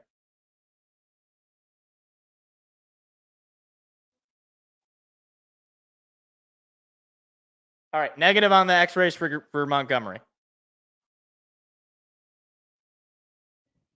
So, last punt return touchdown. There was one last year. there was at least one last year. I don't think there's been one this year though. Goff under center. Here's the snap. They're going to give it to Reynolds. Reynolds trying to break free, but unable to. Stuffed at the line. Second down. This run game has really not been effective for the offense all day, but we keep going to it.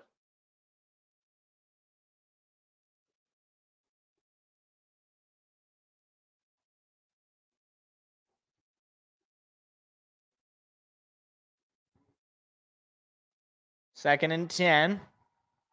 Goff in the shotgun. This time he's all alone. Here's the snap. Goff looking to pass. Goff has some time. He's going to throw it to St. Brown or to Khalif Raymond for a gain of about 5, third down. Or a gain of 6. So it'll be 3rd and short. But an opportunity here for the Bucs. They can make a quick stop. Lions going to want to stay on the field a little bit longer here coming out of the half. Goff on 3rd down today. 4 for 6 for 64 yards and a touchdown. 3rd and 4. Detroit is 3 for 7 on 3rd downs today. Average of 7.6 yards to go. Now he's all alone in the shotgun. Here's the snap. Looking to pass. Pressure coming immediately. It is caught by Reynolds, who breaks free. He gets a block. He's past the 50 and into the 45. Craig Reynolds, have a day. 1st down, Detroit. And Craig Reynolds has stepped up big. A quick pass, and Craig Reynolds able to get free of the first tackler and some fine blocks.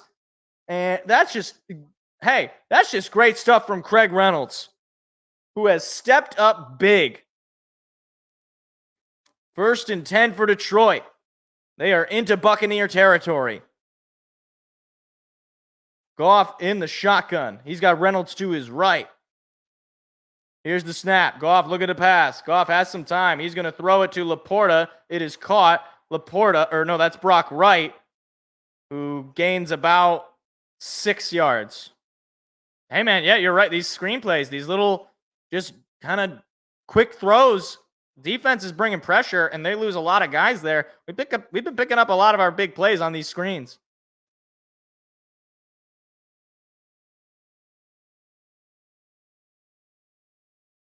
So it is 2nd and 3. Detroit has been shut out in the 3rd quarter the last 3 games. They're going to want to change that in this game. Laporta moves in motion. They give it to the new running back who's going to run in for a first.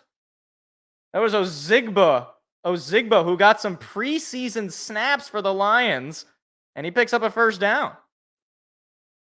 You know, that's having confidence in your running back to, on his first play in the NFL, pick up 4 yards for a 1st down. Lions starting to move down the field.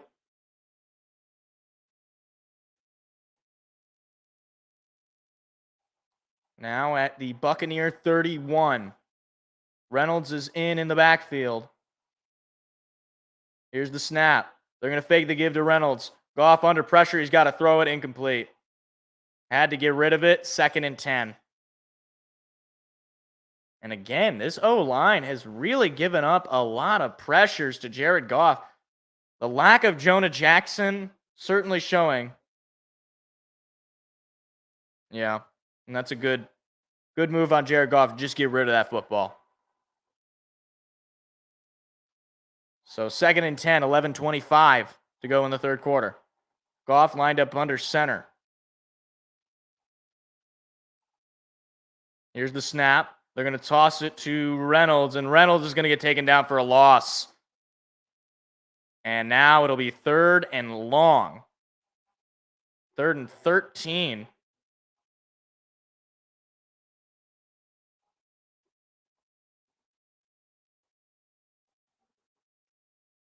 Buccaneers have just been doing a really fine job of reading the Lions' offense. 3rd and 13. Lions really can't afford to lose any more yards here because you do not want to get yourself out of field goal range when it seems like every little bit of points matter. Goff is in the shotgun. The snap. Looking to pass. Has some time. Going to throw it up the middle. It is tipped and nearly picked off. Sam Laporta, the target, could not come up with it. 4th and 13. And the field goal unit has got to come out here for Detroit.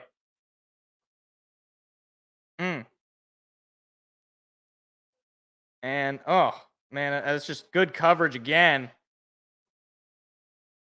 Laporta just unable to catch it. He was short of the sticks, so he wouldn't have gotten the 1st down. A 52-yard attempt for the field goal. Riley Patterson in his career is 2 for 4 from 50 or more yards. Snap, kick, it is no good. Wide right, he missed it. That is not good. That is the worst case scenario on your opening drive to come up with nothing. He just missed it. Now 2 for 5 in his career from more than 50 yards. I believe that's his first field goal miss of the season. So now the Bucs going to take over with pretty decent field position.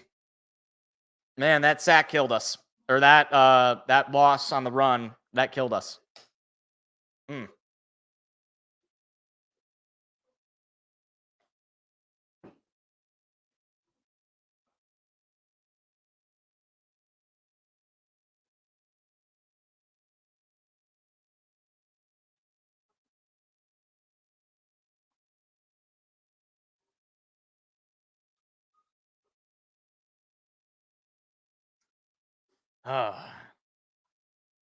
Yeah, I mean, like, I guess the benefit is we cut some time from the clock, but, like, we've just been bad in third quarter, man. We just can't score.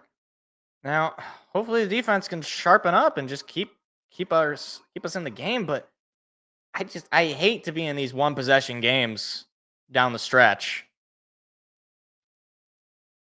You know, you just gotta kind of put the knife in. And offense was moving down the field a little bit there, but the other thing I've noticed, there really hasn't been a whole lot of flags. It's been a pretty clean game from both sides, at least not of actual things being called. So they're letting them play. I would love a pick six. That would be great. That would be excellent. But Baker has been, I mean, he hasn't been great, but he hasn't been like, neither team offensively is really going all that well. Goff looks better than Mayfield, but I mean, like, maybe by just pure counting stats, he's looked better. He really hasn't looked all that efficient.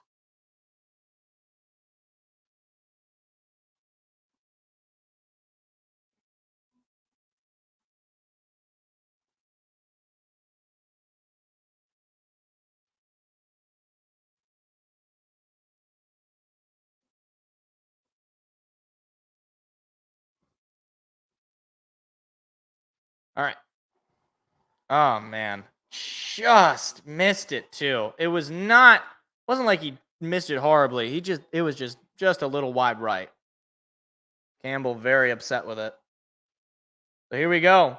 Here's the snap. Mayfield fakes it, gonna throw it up the middle to Godwin, who breaks a tackle, and he is taken down in Lion territory.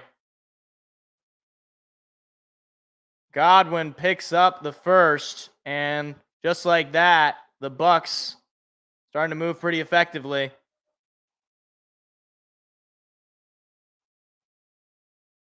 And that was just a quick pass, and Jack Campbell came up with the tackle. Here's the snap. Mayfield going to fake the give, looking to pass. Mayfield going to throw it up the middle. This one is caught again, but this time by Mike Evans. And another first down for the Bucs, and they are starting to move down the field. They're down just 7. A touchdown and an extra point ties it up. And Mike Evans easily able to make that catch.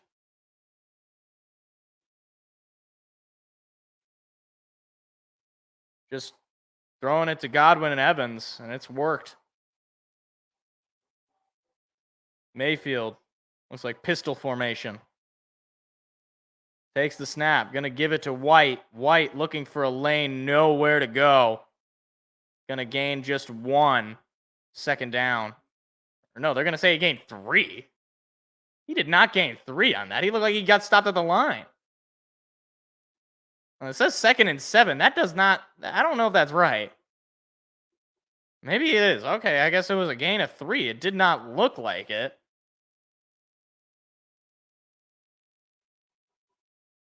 All right, I guess that's a gain of 3. Okay. 2nd and 7. Mayfield takes the snap. Quick throw to the side on a screen. Looking for a lane and taken down just shy of the first by Jack Campbell. It'll be 3rd and short.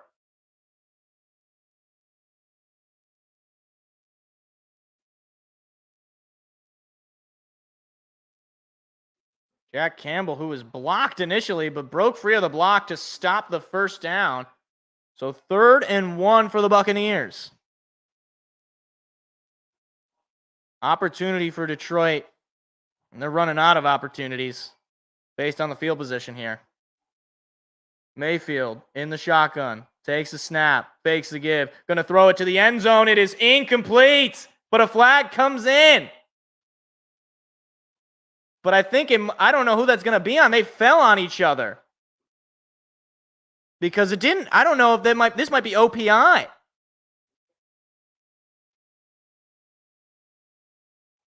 Oh, that's got to be OPI.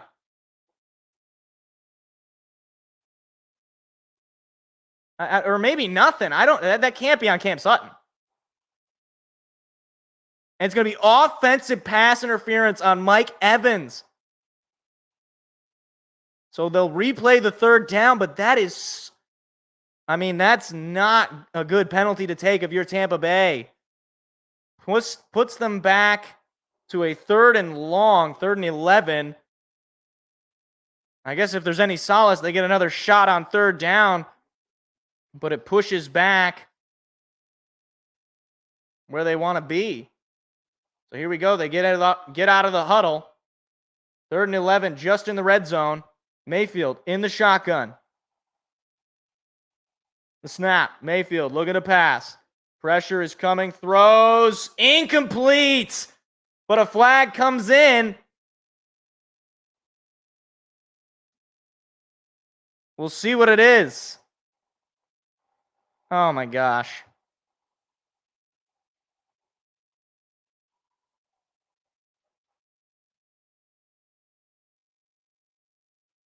I don't know who this is going to be on. I didn't even.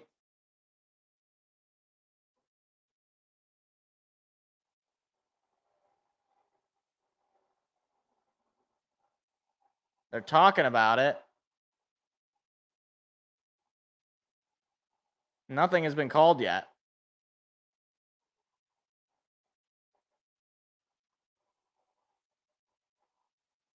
No idea what's going on right now. I'll say, okay, they pick up the flag, no foul. So it'll be 4th and 11, and the field goal unit's got to come out for the Buccaneers. So the Mike Evans penalty puts them in a situation where they are forced to try to kick a field goal to make it a 4-point game. A 36-yarder. This will be the longest today for McLaughlin. He is 3 for 4 this season on 30 to 49 yards.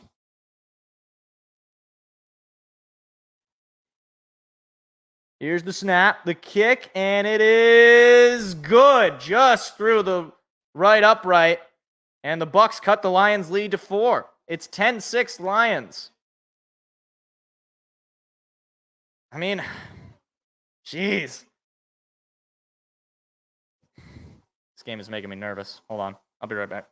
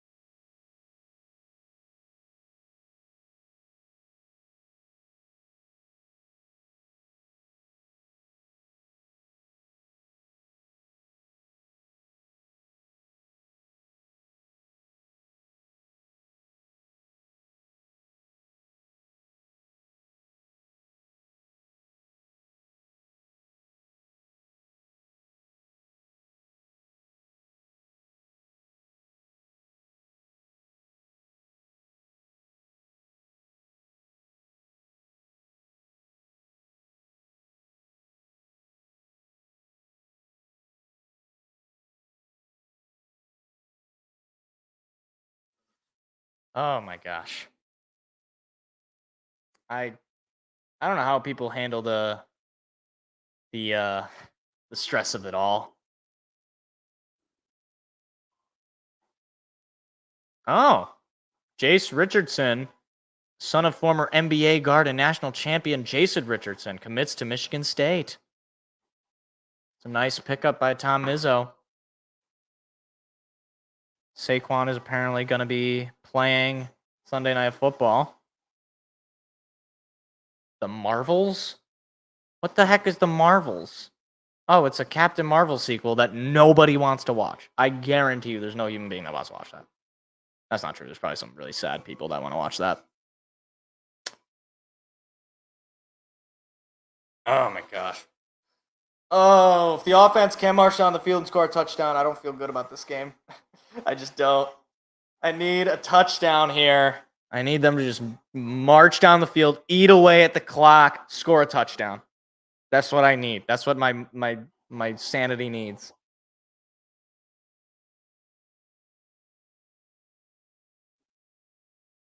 It hasn't started raining yet. It was supposed to start raining, it said like 38 minutes ago. Is it? What's the situation? No, now it's 41% chance of rain. So I guess maybe it won't rain. All right. 7:44 remaining in the third quarter. Lions still on top, 10-6. But they're going to need a score here. They failed to get 3. And a short kick just at about the 10, taken out by number 30, looking for a lane and taken down just past the 25. So decent field position to start for the Lions. And the clouds starting to come in Tampa.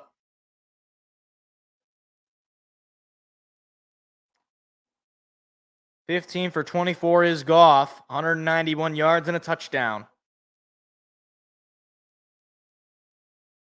They're going to need some nice plays here, especially passing, because they just can't seem to run the ball. Brock Wright comes in. Goff now under center. Here's the snap. He's going to give it to Reynolds. Reynolds is going to be taken down, gain only 2, maybe just 1. Oh, Rams, Cardinals. And it looks like Cooper Kupp with a touchdown. 13-9, Rams on top. There's a gain of just 1 on that last run from Reynolds.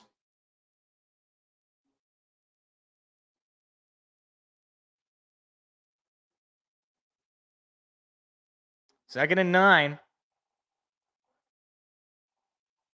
The snap. Goff looking to pass. Goff has some time, going to throw it up the middle to Laporta, who makes the catch, but short of the yards to gain. It'll be 3rd and manageable. Maybe a gain of 5, so 3rd and 4. Detroit's got to stay on the field here because Tampa Bay is feeling it offensively. They've been making the bigger plays. Here's the snap. Goff looking to pass. Goff has some time. He's going to throw it. It is caught. Amon-Ra St. Brown. How the heck did he come up with that ball? He weaved that ball right through 3 creamsicle jerseys. I thought that ball was picked, but Amon-Ra St. Brown picks up the first. It's a beautiful throw from Jared Goff and a fine catch from St. Brown. Now Goff under center. Jameson Williams is in on the lone side on the left. Here's the snap. They're going to give it to Reynolds. Reynolds is just going to dive for about a yard. Second down. Just a gain of 1. St. Brown steps back into the game.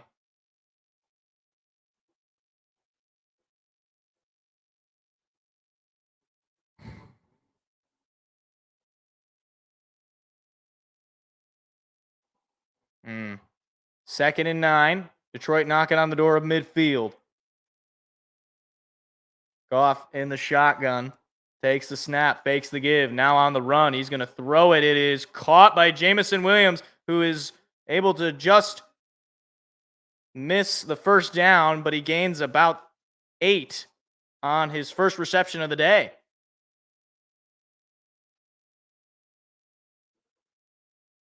It was Looked like a play that was designed for him and able to come up with it. It was a little short, and he was on his knee catching it, but made the catch and fortunately unable to pick up the first. So 3rd and 1. Here's the snap.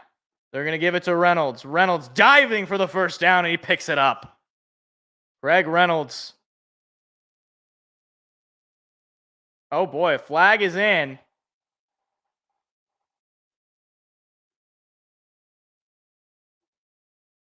They're talking about it.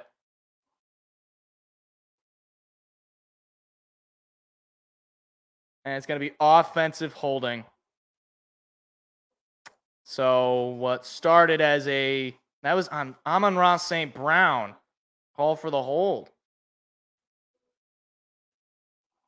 And that is not what you need on a drive that you just got to score here. Yeah, and St. Brown, that's going to get called. So now it's the 4th penalty on Detroit for 30 yards. 3 penalties on Tampa Bay for just 23. It'll be 3rd and 11. Detroit needs a big play here. Here's the snap. Goff looking to pass. Goff has some time. He's going to throw it up the middle. It is caught by Khalif Raymond, who picks up the first. It's a fine play from Khalif Raymond, and the drive stays alive for Detroit. Oh, this is close. It looks like he's got it, though. Just able to pick it up. First down, Detroit. Ooh, baby.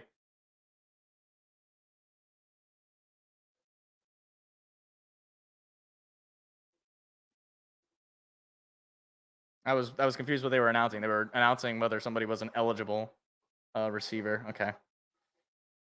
And now 3 seconds on the play clock. I gotta snap the ball. And they just able to get the play off. Fakes the give. Looking to pass. Goff gonna lob it up. Got a man open. And Jameson Williams drops the football. Oh, he had that ball wide open. And he drops it again. And it wasn't totally perfect, but it was enough to where you gotta come up with that football. That is the second time in 2 weeks that a ball was thrown pretty darn well to Jameson Williams, and he just isn't able to come up with the catch. So now on 2nd and 10, Detroit with the ball at the Tampa 45. The snap. Goff looking to pass. Gonna throw it this time to Laporta, and he drops it. Back-to-back drop balls makes it 3rd and 10. I mean, what the heck is going on? Did people just develop stone hands? Back-to-back drop balls by this offense, and that sets up a 3rd and 10.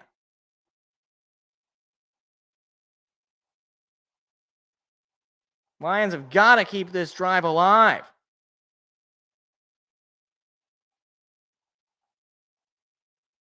Here's the snap. Goff looking to pass. Pressure is coming. Goff going to take a deep shot. Does he have a man? Jameson Williams. He comes down with it. Touchdown. Jameson Williams. What a play. His first touchdown of the season. And Jameson Williams has opened this one up. Get the fight song, baby. What a play. Oh, baby. J-Mo has arrived. Forward down the field, a charging team that will not yield. And when the blue and silver wave, stand and cheer the brave. Rah, rah, rah, go hard, win the game. With honor you will keep your fame. Down the field and gain a Lions victory. Extra point is up and good. That is what we drafted this guy for. Boom! 6 catches in his career. 2 of them have been for touchdowns. Jameson Williams, he made up for that drop ball, and he made up for it in a big way. That's a huge play on offense for the Lions, and you know he's got to be feeling good. Wow, that is a fantastic. And what's crazy is that was a harder catch to make than the last one. He was defended. He caught that through coverage. That's a fine play. And if you want to get more targets, J-Mo, that's how you get more targets. That is what we've been asking for weeks and weeks and weeks. Now, granted, some of that was not your fault, but that is the kind of play we need from Jameson Williams, and he comes up big in a huge situation. What a play. Oh, my goodness. What a play.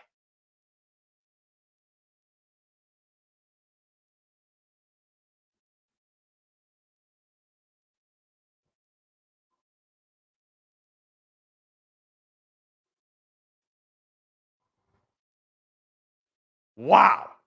And that's why we drafted him, to be a deep ball threat.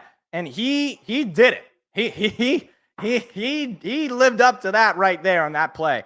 So we'll see if he's going to probably earn a lot more snaps making that play. That's for darn old sure. That's for darn old sure.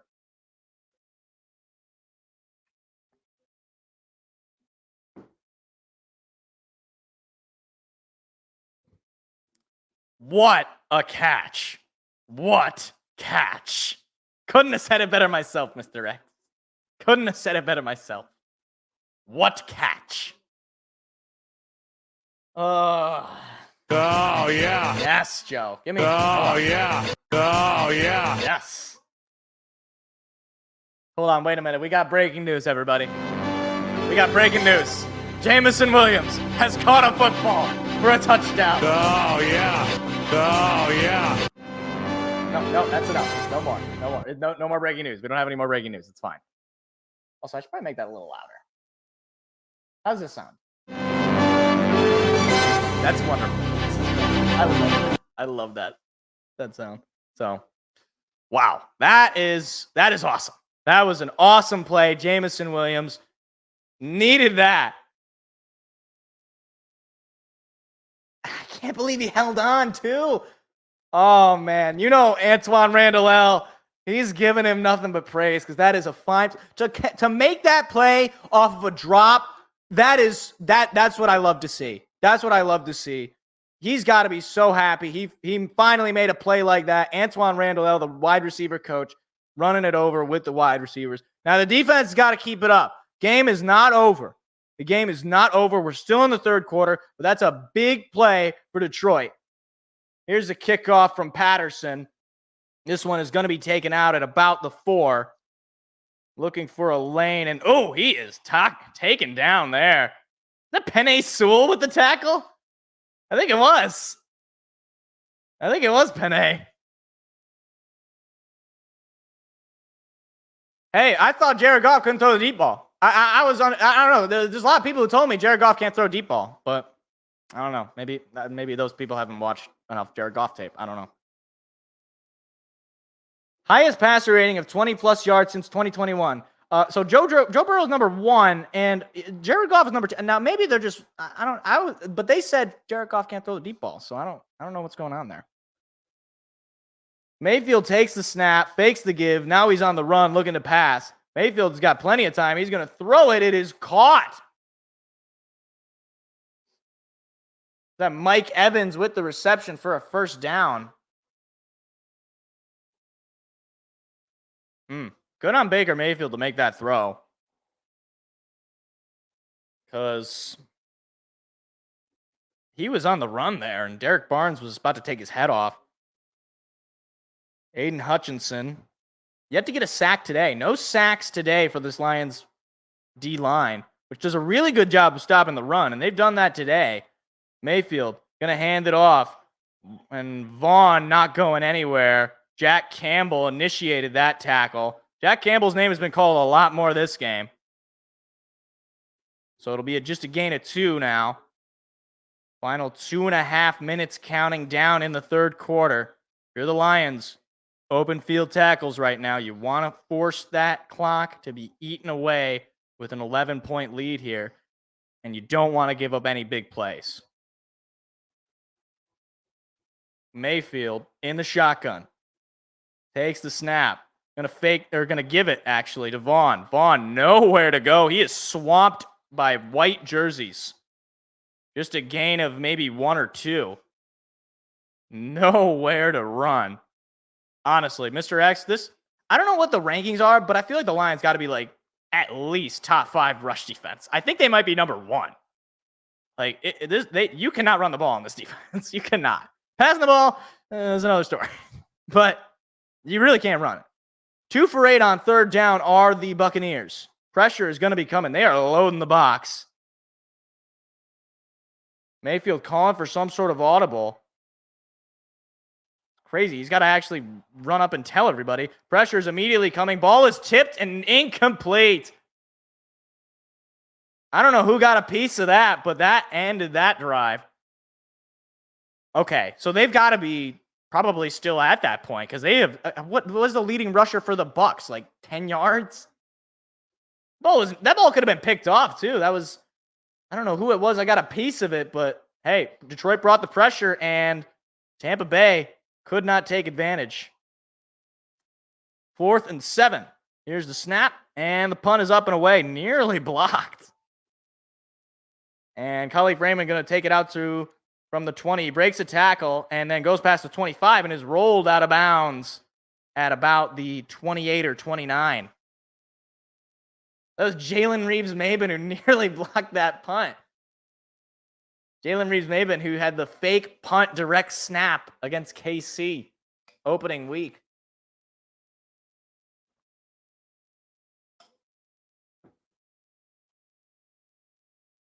Jalen Hulu has live sports. That's his name. Hertz is actually short. That's how the commercial told me. And top quarterbacks in the league. Patrick Mahomes, Joe Burrow. Jalen Hulu has live sports.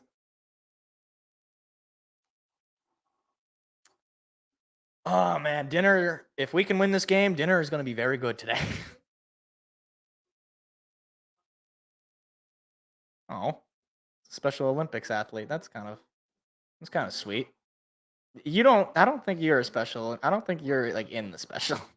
You just look like you know what? I'm going to use my words very carefully. You know what? Also, a little dark. The lighting is making me look a little sickly. Try that. Turn on the light. That looks better. That looks a little better. I don't know.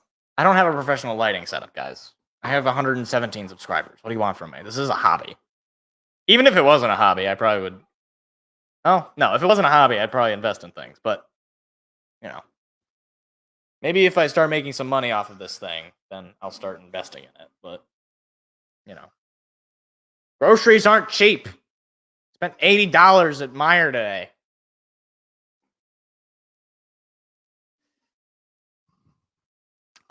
We would be tied because San Francisco lost. So I think we end up good with the 2 seed, maybe based on strength of schedule. But we'd have the same record as the Niners if we win this game. I would want a touchdown here, and then I feel comfortable about saying that the game is kind of out of reach for Tampa Bay, but it's never out of reach. It's the NFL. I'm never going to say it's out of reach. I'm never going to say, unless we're up 40-2. Like, I'm never going to say that. Heck, I wasn't saying it in the Panthers game. And that game was over in the first half.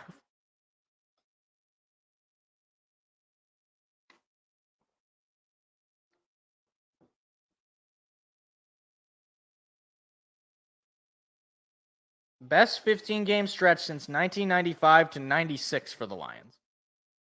That's crazy because we didn't even win a playoff game down that stretch.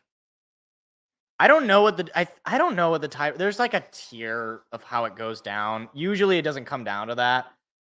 Goff going to throw it to Reynolds, who's just able to make the catch, but he's going to lose a yard on the screen. He wasn't really looking. I'm surprised he came up with it. It probably would have been better if he dropped it. I mean, minus the clock running. I suppose that has a benefit. The Lions have scored, I think, 20 or more points in the past, however many games. Yeah, honestly, that's what I need, Armenia, man. I need 99.9% win probability.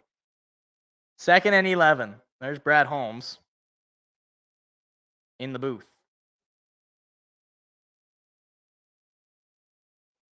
Here's the snap. Goff looking to pass. Goff has some time. Pressure's coming. He's going to be on the run. He's going to run with it. Flag comes in. He's going to gain about 4. But I don't know. I think Lions are going to be pushed back here. Depending on the flag. Well, maybe they're... I don't know what's going on. Usually it doesn't take that long if it's a hold.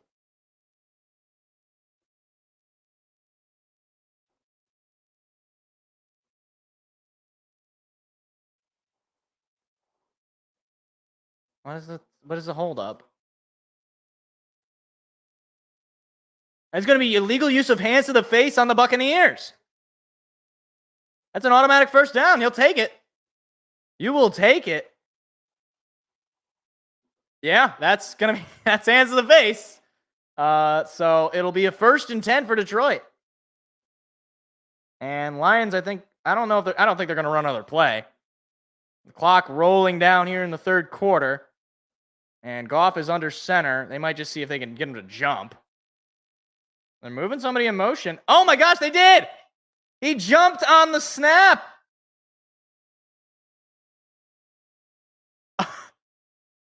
He jumped. It's going to be a neutral zone infraction. I think it was neutral zone infraction. It looked like he jumped before him. It was a neutral zone infraction. Oh my gosh, I've never seen that work. I've never seen the line up and try to get him to jump. It actually works. So the Lions are going to get an additional 5 yards to start the 4th. Because they're just going to let the 2 seconds roll down. So the 3rd quarter ends, and the Lions are looking at a 1st and 5. 17-6 lead. Got to take advantage. I have never seen that. Okay. I've watched football. I mean, not necessarily regularly most of my life, but I've been watching football, relatively speaking, most of my life. I've seen football games. I have never in my entire life seen the okay, we're just going to put the guys out there and we'll see if we can get the other team to jump as the clock is running down. I've never seen that work. I've seen maybe once. I can't believe that actually worked. If you're on defense, it's just stand there. If they run a play, okay, you're probably not going to get beat by that much if you just are not just stay in your stance. And if you're whatever, there's no reason to be oh, I got to get ready to make a big play because the quarter's going to end. Man.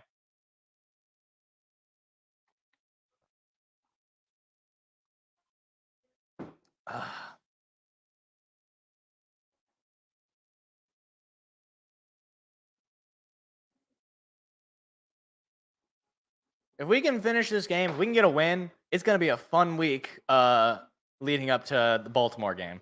See, here's the thing, right? Every week, it's this is sort of the cycle. If anybody's from Detroit or I guess if you'd have to be pretty much from the Metro Detroit area. The sports radio scene in Detroit, I think it's really good. A lot of people have differing opinions. I think it's really good. And it's you kind of go through this cycle where the beginning of the week on a Victory Monday is this is the best day. Everybody's so happy. The team is amazing. We're the greatest team ever. It's great. Tuesday is okay, we're talking about some of our, is player going to be really good? What do we do about that? And then you get to Wednesday and you start to talk about the upcoming week, what's going on with the injury situation. And then Thursday is a little bit of doomerism, a little bit of, why is this player not brought up anything? Why is this player not done this or that? And by Friday, you're just at peak stress. You're actually, I think the Baltimore, leading up to the Carolina game, it was is this a trap game? Is Carolina actually are they gonna just, and it's no. Carolina's a terrible football team. We destroyed them. And I think Baltimore is, I don't know what Baltimore is actually, because Lamar Jackson, he looks okay. He doesn't look like the kind of player that you pay the money that they paid him for, but he looks he's not clutch. I would not describe Lamar Jackson as clutch. So that's a game. I think it's going to be pretty similar to this game. If the defense can hold back Lamar Jackson, which is not an easy task, but if the defense can hold back Lamar Jackson, I think the Lions can pull up a win there. But we're getting ahead of ourselves. Anyone won this game? Let's finish this game. 1st and 5, starting the 4th quarter. Some dark clouds in Tampa. I thought it saw. Here's the snap.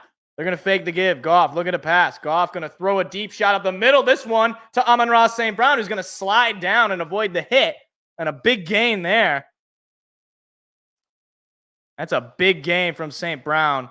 Mr. Reliable gets the Lions into Buccaneer territory. And I like that he just slid down, avoid the contact. There's no reason to just take a hit like that. I think that's a nice move because he knew he wasn't going to win anywhere. And at this point, you're up 11. You just want to eat away at that clock.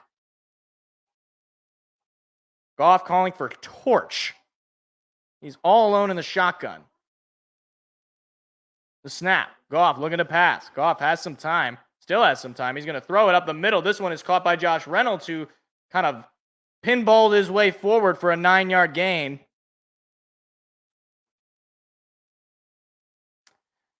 Yeah, we struggle as far as like getting QB hits on mobile QB. Like Bryce Young was pretty mobile, so we struggled on hitting him. But I don't know what the situation is for the Ravens O-line, because obviously today we have not hit Baker Mayfield. But I don't know what their O-line, I think, is pretty good. Boy, they are slamming. Here we go. Goff in the shotgun. Man to his left, I believe, is Craig Reynolds. 2nd and 1.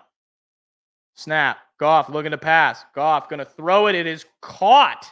Marvin Jones Jr. for the first down. First reception of the night, of the evening for Marvin Jones. Hey, man, Jared Goff, very quietly, has thrown for over 300 yards. That's a fine catch there by Marvin Jones as well. But Jared Goff having a really good day here on the road. I can't believe Marvin Jones caught that football. That was actually a really good catch. Couple of touchdowns for Goff, 303 yards, 23 for 34.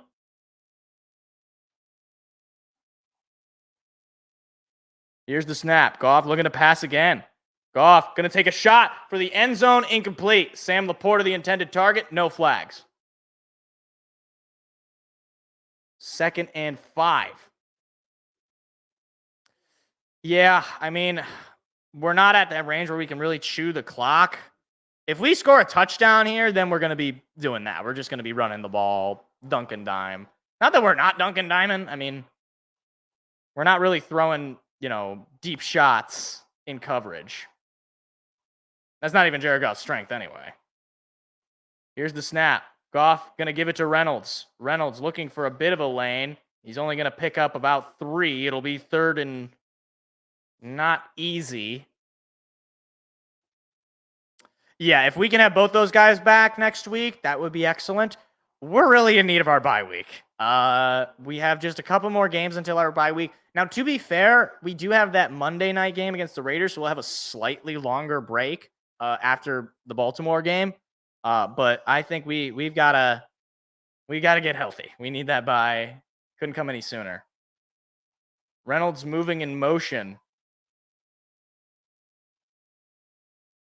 Goff looking to pass on 3rd and 8. Throws it. It is tipped and incomplete. At the line, it is tipped. 4th and 8. And the field goal unit's going to come out for Detroit.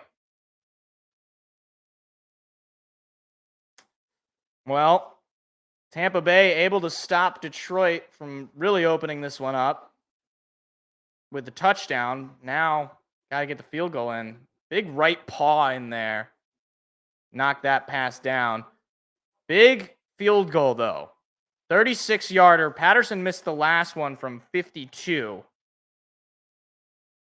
But he has been 5 for 5 in 30 to 49 range. Kick is up, and it's good. Patterson makes up for it. Detroit takes a 20-6 lead over the Buccaneers. 12 minutes to go in the 4th. I'll take it. We'll get the fight song for that. Oh, yeah, I think we just scored. Really terrible. Forward down the field, a charging team that will not yield, and win the blue and silver way.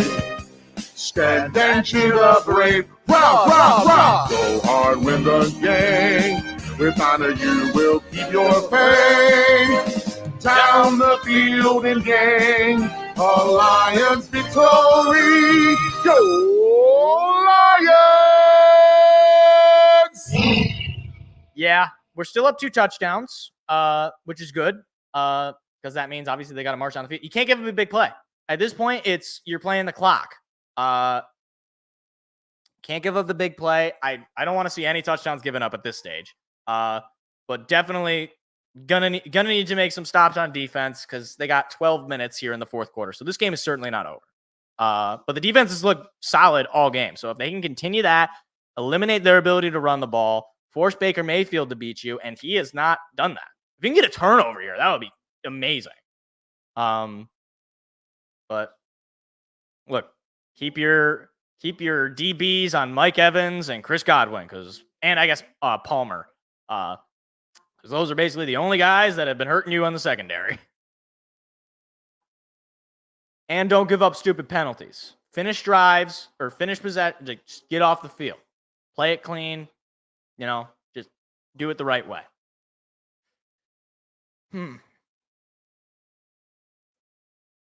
Does anybody watch Colin Cowherd? I think I brought up this point last week. Does anybody watch Colin Cowherd? I'm not trying to be mean. I'm really not. I know some people don't like Colin Cowherd. I don't have an opinion on Colin Cowherd. Does anybody watch him? Anybody a fan of Colin Cowherd's? He just seems a little smug to me. I don't know. Maybe he's a nice guy. I've never met him. Oh yeah, isn't this game supposed to? Oh, it's so I think it's like the ALCS Rangers Astros. It's not. I think it was supposed to be like 7. That was like what it was listed as, but Sinclair's never seen the show. Yeah, I mean, I don't think most people watch like cable, so yeah. Okay.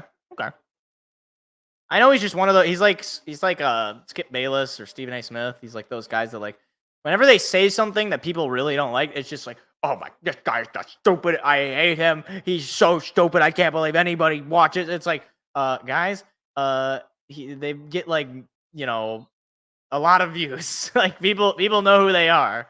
So clearly they know what they're doing. And usually people who say milquetoast things don't get a lot of attention. And it means they're going to be wrong a lot too. I think people misunderstand that. It's like you're going to say something that's, controversial. It means you're probably going to be wrong sometimes. And when you're just saying things all the time, you're going to be wrong. All right, here we go. Ball at their own 25. Mayfield in the shotgun. Little high snap. Fakes the give. Going to throw it. It is caught, but he is going to be taken down by Cam Sutton as he was on the ground. No gain on the little screen pass, but Cam Sutton was all over him. Yeah, I mean, it's like we're not getting a lot of sacks the past couple of games. Now, to be fair, I think Tampa Bay has a really good O-line. But I need to get a sack. I need to see Hutchinson get a sack here. Here's the snap. Looking to pass. Mayfield on the run. Looking, throwing, caught, short of the sticks. Gain of about 8 or 9, third down. It'll be a gain of 8, 3rd and 2. Baker Mayfield able to hit his guys on the run. Baker Mayfield, I mean, he's not having an amazing game, but he's not having a terrible game either. Lions defense a little slow out of the lineup. Here's the snap. Mayfield looking to pass. Mayfield has some time. Going to take a deep shot. Does he have a man? Incomplete. Just missed Palmer on the deep shot, and it is 4th and 2. And they're going to have to get out the punt team. Sometimes the pressures, though, they do as much, but it's not seen, right? It forces a play like that, where Baker Mayfield has to overthrow his guy because he knows he's going to get hit, or it forces him to make a bad throw, and you get an interception, or it tips the ball at the line of scrimmage. Like, it's not like sacks are like touchdowns. I've made this point before. I mean, in a sense, for an edge rusher, for a D lineman, sacks are like touchdowns to a wide receiver. They're not always going to be like, you're not always going to have a wide receiver that catches like a million touchdowns. As Khalif Raymond on the return picks up about 10. Yeah. I mean, right now we're still missing James Houston. So that's a piece of this pass rush, I think, that could add to it, because we know our pass rush was really pretty good last year when James Houston was on opposite side of Aiden Hutchinson. But I think, like we were talking about earlier, Mr. X, I think if we're going to make a trade, I'd rather get somebody on the defensive side of the football, especially somebody on the D line. If we can snag Max Crosby, I'd be singing from the heavens, but I don't think that's going to happen. I don't know if Max Crosby's going to be for sale. Yes. Wait, what? We can put BS Sports at DT? Do you mean like at Detroit? We're gonna have live BS Sports live from Detroit. Can the Lions? Can somebody send this to Sheila Ford, and then I can get like I can do like a booth at Ford Field. I don't know if Dan Miller would like that.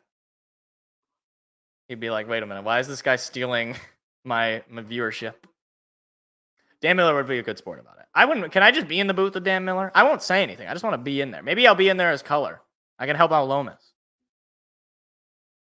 PS Sports at defensive tackle. I don't think, I'm not a big guy, generally. I'm like a foot shorter than some of these guys. Standing at a towering 5'7".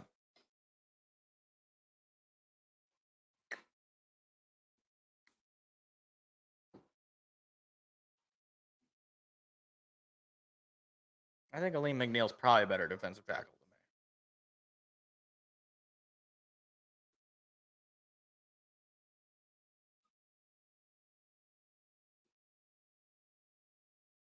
I'm going to be honest. The 4-quarter calzone, Little Caesars, it looks very good. But I also don't want to just get it because I know it's like one of those things that I get and I don't tell anybody about it because it's like it's mine. Nobody else can have this. But I don't want to be like that. That's a little gluttonous. You don't want to be a glutton. Dolphins Chiefs in Germany, that's a good game. Colts Patriots, I think we might get called by the UN for that because that's the fact that you brought that game overseas. All right, here we go. 20-6 lead for Detroit, 10:37 remaining. Jared Goff moves under center. St. Brown in motion, takes the snap, fakes the give, going to throw to St. Brown, looking for a block. St. Brown leaps up, and he gains about 6 or 7 on that catch and run. 350-plus yards in each of the first 5 games. First time since 1954. 19 touchdowns, most since 1970. That stat is amazing. It depends what Vegas wants because obviously they still, I think, is Crosby about to be on the end of his rookie deal? And they're paying him pennies on the dollar because they got him in the late rounds. Here's the snap. They're going to give it, and a flag comes in very late. I think it's going to be false start in Detroit. Yeah, that took a while. I thought there was movement there. Depends on location for fast food to be good. That's true. Some individual restaurants are just, I don't know. There's something about, the McDonald's on Grove Street. But as far as your question, Mr. X, I think we talked about it was like it depends how much they value your first round pick. Because assuming our first round pick is going to be very high, they might not really want it. But they might actually want it because it's still a first round pick. Here's the snap. Goff looking to pass on 2nd and 9. Goff going to throw it to St. Brown, who is short of the sticks, but he runs out of bounds for a gain of about 6. And they're going to say 6, 3rd and 3. But if they don't like your first round pick, or if they don't like your first round pick just by itself, probably be 1st and a 3rd or 1st and a 2nd. I prefer 1st and a 3rd, obviously, but I mean that's assuming we want to give up our first round pick to begin with. For Max Crosby, I might. I might do it.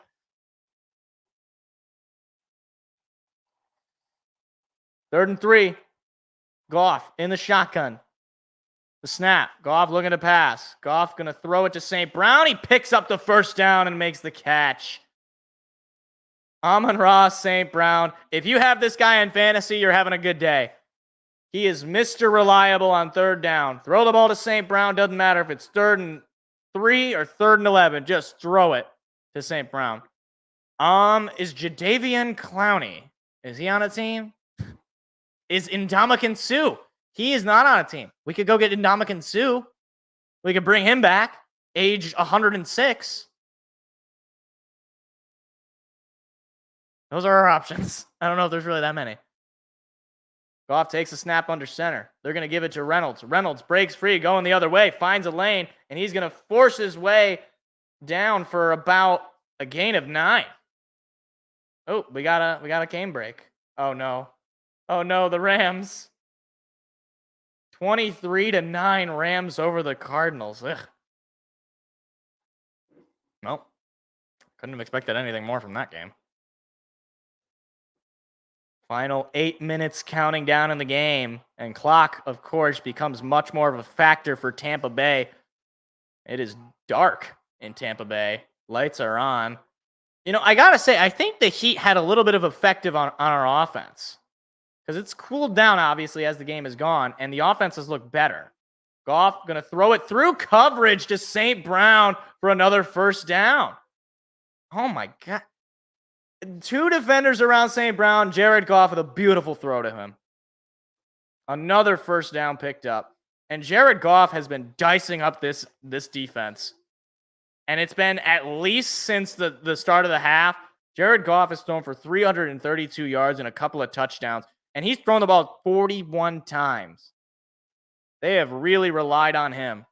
Yeah, Broderick Martin has been on the injured. He's been hurt. And I don't know if he's going to come back this year, but he was supposed to have some role on the team. Play action.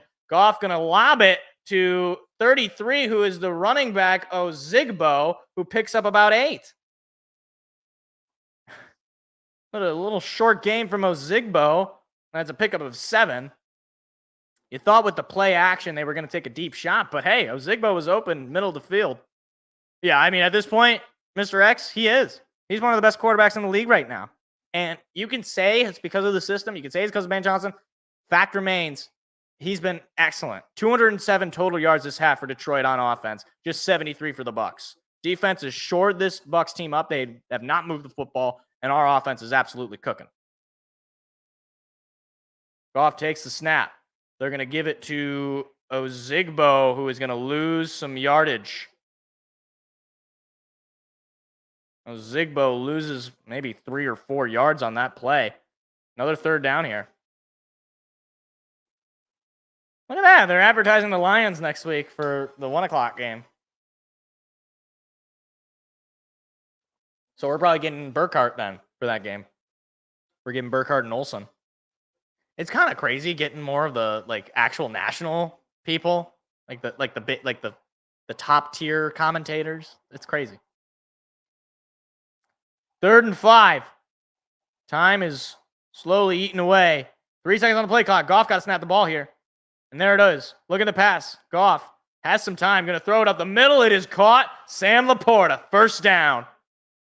Mr. Reliable, number 2. And the Lions have converted on 3rd down incredibly effectively this game.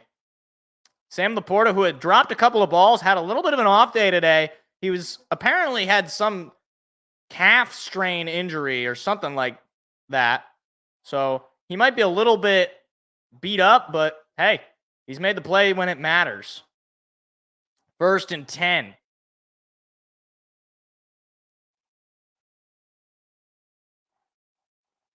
I think I can hear "Let's go Lions" chants as Goff takes a snap and he's just going to have to throw it away as pressure came.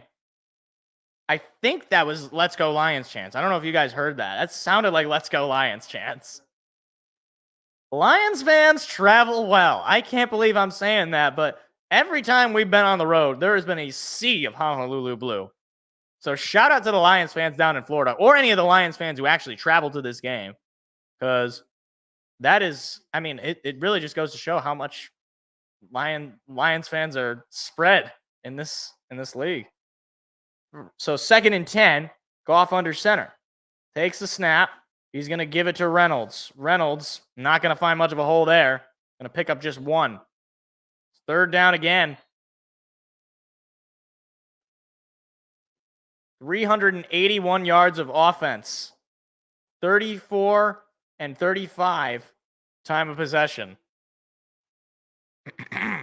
So the Lions have kept the ball. And I was saying this. If we can just keep the ball for a long period of time, wear down on this.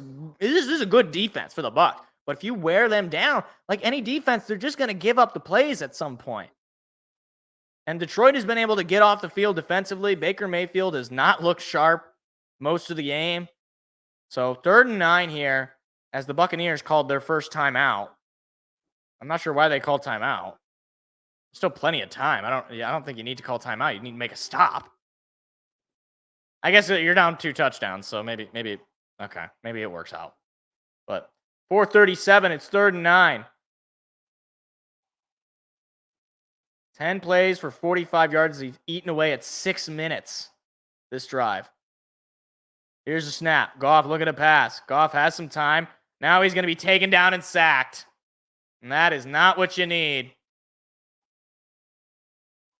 Kalijah Cansey, the rookie, picks up his first sack, and the punt team's got to come out for Detroit. Damn. Kalijah Cansey. He was a guy, I think, he was one of the guys I remember people talking to the Lions. They wanted the Lions to take him. But obviously they did not in the first round. So 4th and 9, punt team is out. Obviously, you're just going to keep eating away at this clock. Don't need to snap the ball till the very end of the play clock. And there it is. Punt is up and away from Jack Fox. And it's going to be rolling into the 1. What a beauty! What a beauty from Jack Fox. It's going to be Tampa Bay ball at their own 2. What a beauty from Jack Fox, pinning the Buccaneers all the way at their own 2.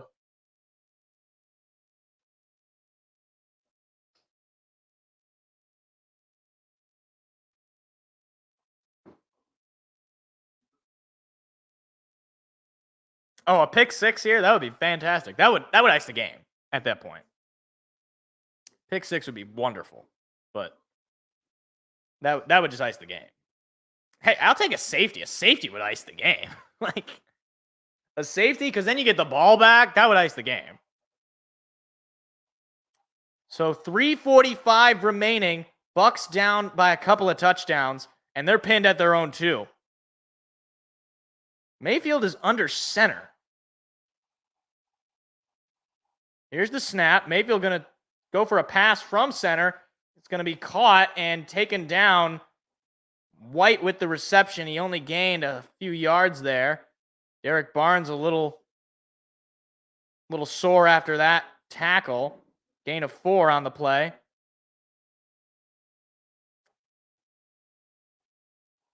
So 2nd and 5, actually. Gain of 5 on the play. Here's the snap. Mayfield looking to pass. Pressure coming. Mayfield throws. It is caught by Godwin. And you just want to take him down in the middle of the field. Just keep him inbounds. Let the clock keep rolling. Don't give up a big play. That's all you got to do at this point. Don't give up the big play. 3 minutes to go in the game. And Tampa is not really moving with a whole lot of efficiency. I don't know if Todd Bowles knows how much time is left. He's only got a couple of timeouts, and they are not moving all that quickly. Pressure is coming. Mayfield's going to take a deep shot, and it is overthrown incomplete.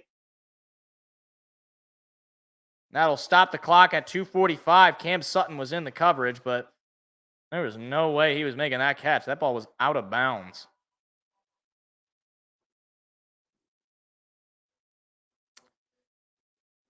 Now, if you're the Bucks, you're looking for a big play, obviously. You don't want to be doing little dunk and dimes. Like that last play, I don't really understand the mindset other than just to get out of the end zone. Here's a pass up the middle and a big tackle from Tracy Walker, who just knocked Mike Evans on his behind, and a flag comes in, though. Are they going to call this on Tracy Walker? He knocked him. Oh, that was Godwin, not Mike Evans. How is that a flag on him? There's no way this is a flag. That's just a nice hit. There's no way this is a flag. Okay, no flag. I was going to say, that was just a clean tackle. I mean, it's a big hit, but it's a clean tackle. So that's nice by the referees. Pick that up. It'll be 3rd and 3. Now, at this stage in the game, I imagine it's 4-down territory for the Buccaneers. So 3rd and 3, but Detroit's going to probably need to stop them twice here. Sack would be huge here. Here's the snap. Pressure is coming. Hutchinson on his way. Mayfield on the run. He is going to break free. No, he's going to be sacked. Aleem McNeil brought him down. Or that was Romeo Aquara. Or Julian Aquara. I don't know which one's which. It doesn't say. That is what you need. And now 4th and 4. Baker Mayfield, a little elusive, tried to break free. They're going to keep the offense out there. And are they going to run a play before the 2-minute warning? Tampa Bay is 2 for 2 on 4th down this season. And I think they're just going to let the clock roll for the 2 minutes. No, they're going to run a play. Mayfield going to throw it up the middle. It is caught for a conversion. Now, I don't really understand that. Because you just cut away 2 extra seconds for free. I don't know why you would do that. Because, yeah, you got the ball. But even if you didn't get it anyway, the game is over. You just gave up yourself 2 seconds. I know it seems like it's nothing, but it's still like unnecessary. I don't think you need to run a play there. Especially when you still have 2 timeouts. Julian is 99. Okay. But hey, we got a sack. That's all I can ask for. We got a sack. Anybody else with me there? I don't really own. I don't know why you want to. They get a free timeout if they do get. Yeah, okay, that's true. I don't know though, because the game is over if you don't get it either way. So I don't know. I would just talk about it. Like it's a free timeout at the 2 minutes, and then you talk about what you're gonna run, as opposed to. I mean, I guess they don't have any time anyway, but.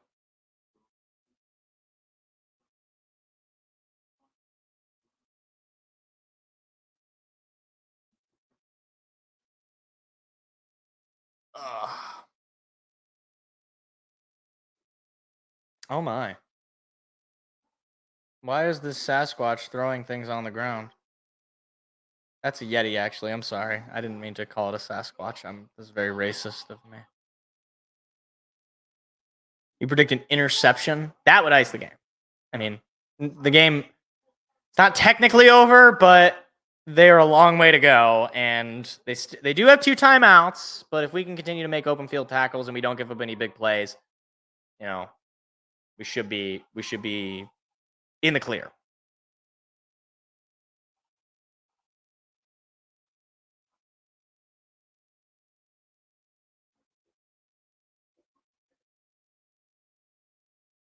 Yeah, and then they need to recover an onside kick too. Question is, how many timeouts are you going to want to use in this drive?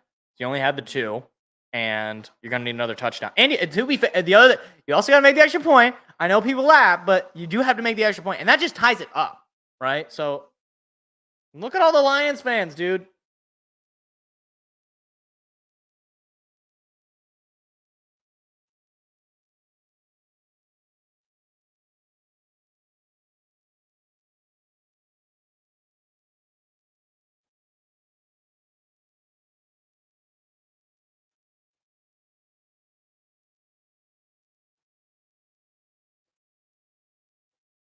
Yeah, I mean, is Aaron Glenn having like the career redemption of a lifetime? He went from having like the worst defenses ever to one of the more reliable ones. Pressure is coming on Baker. He's going to throw it deep up the middle. It is caught. And again, you can't give up those big plays. That was Palmer, and they're moving rather quickly now. But you can't give up those big plays if you're Detroit, because you're giving them unnecessary life. They're just going to run another play. Pressure is immediately coming. Hit as he throws. Ball is incomplete. Nearly picked off by Tracy Walker as Mayfield took a big hit on the throw.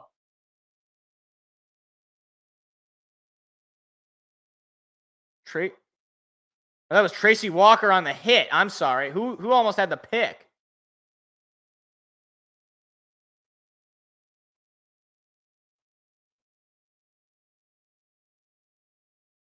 So 2nd and 10. Game was nearly won there. Is that Will Harris, number 21? Here's the snap. Mayfield looking to pass. Mayfield's got plenty of time. Going to throw it up the middle. It is caught for a first down. And again, you're making open field tackles, but they're moving down the field here with a minute and a half to go. They are just shy of the red zone. Now they got to move quickly here. Hutchinson moves in coverage. Baker going to throw a deep shot to the end zone. It is incomplete. Nearly picked off by Cam Sutton that would ice the game. Oh, that's a nice breakup by Sutton, but he almost had that ball for the game winner. Oh, man, he had it. He had it, man. Almost had an interception. 2nd and 10 for the Buccaneers.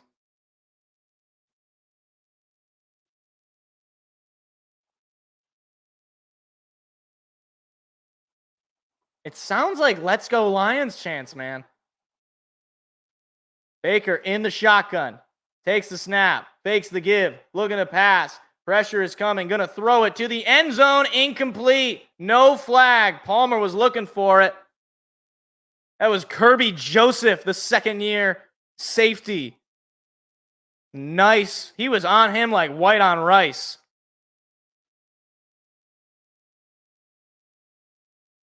Only 1 sack on the defense and 1 pick, and they've given up 251 total yards and no touchdowns. It's been a great showing by the defense for sure.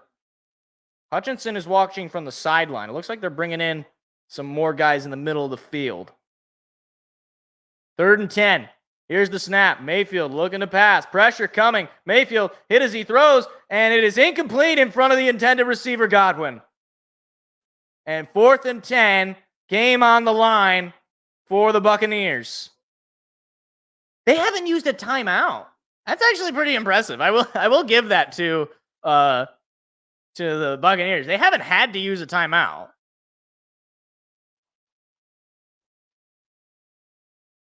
Now, to be fair, there were a few times where they could have used a timeout, but yeah, there's definitely let's go Lions chance in Tampa. So, game on the line.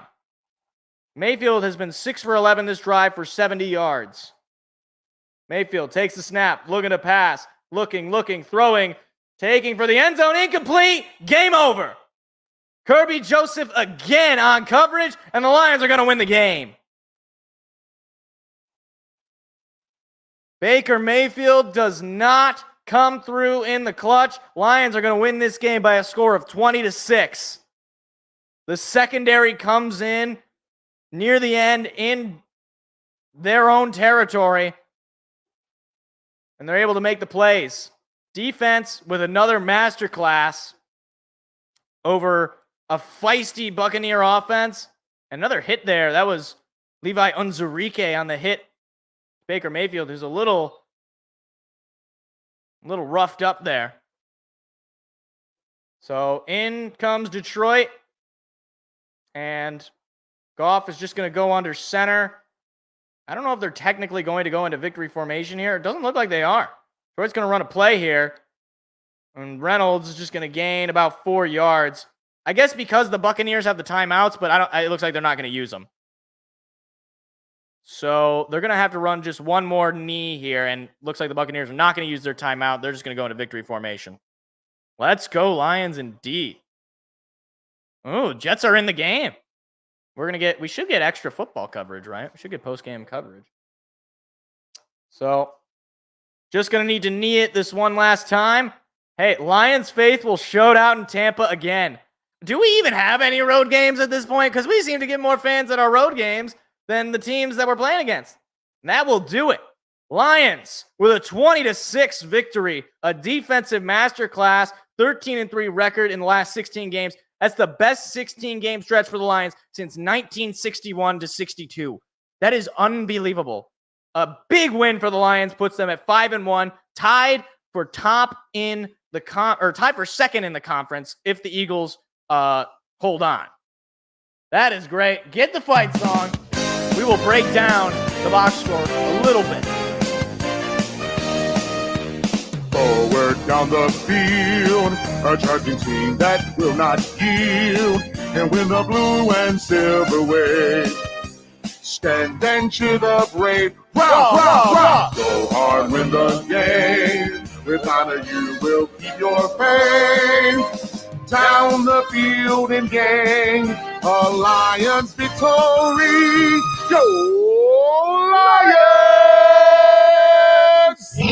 All right, break it down a little bit. Take a look at the box score.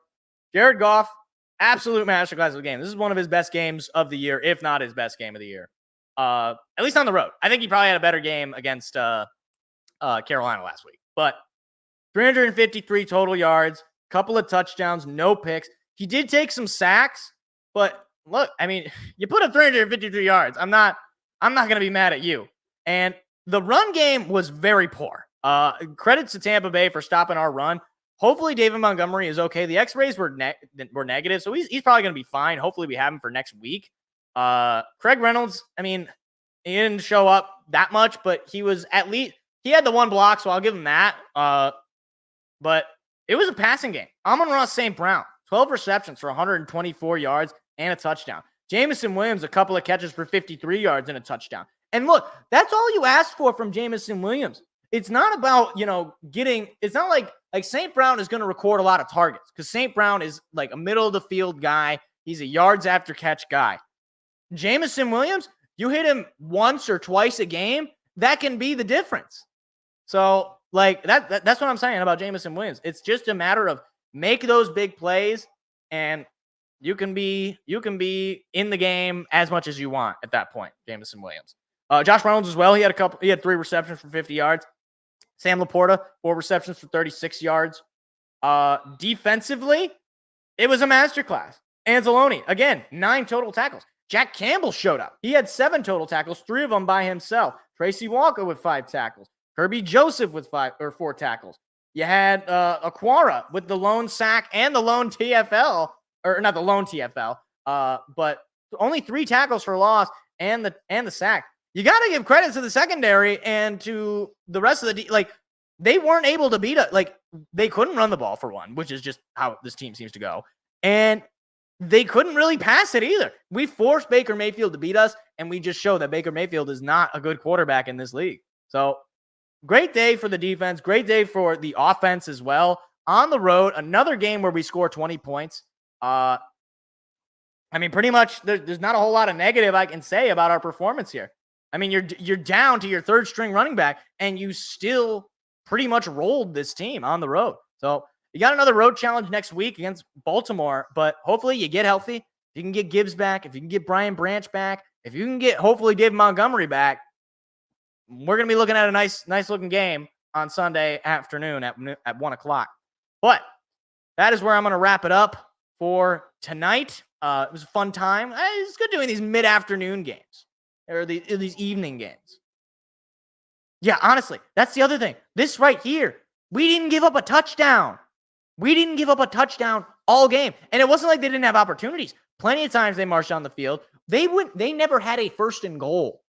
Now, granted, we never had a 1st and goal, but we made up for it because we have weapons. We have Jamison Williams who stepped up and got himself a touchdown when Sam Laporta was not making a whole lot of catches on the targets. Now, to be fair, he made some nice catches, but Jamison Williams, this is a good game for him. And as far as his usage in this offense, I might have answered my own question in the last video and the last show last week of what his role is going to be. He's going to be the deep ball guy. He is going to be you throw to him 2-3 times, and he's just going to be a deep threat to score a touchdown at any point, wherever you are on the field. And I'll take that. This offense could use something like that. Just a real, backbreaker of a player. Meanwhile, pressure coming from the Jets. And they are able to pick up the 1st down. I have Dallas Goedert on my fantasy, so I don't know how well he's been playing, but shout out to him. But that is where we're going to wrap it up. We're going to have more of a breakdown of the game on Tuesday's show, obviously, as well as a breakdown of what else has been going on in the NFL. It's been a crazy week of football. Michigan State decided to play the worst game of football I've ever seen. Tyrell Henry, your football scholarship is revoked. We'll talk about it on Tuesday. But appreciate everybody for showing out. And hopefully I'll see you guys on Tuesday evening. We'll get to talk some more football, and next Sunday we'll get to have some Ravens football. So that's going to be fun. Some Ravens-Lions football. A little bird off. Our last bird team that we played was the Falcons. So we're 1-1 against bird teams this year. Anyway, that's it for the show. I will see you guys hopefully on Tuesday, if not next week on Sunday. Take care, everybody. Have a good night.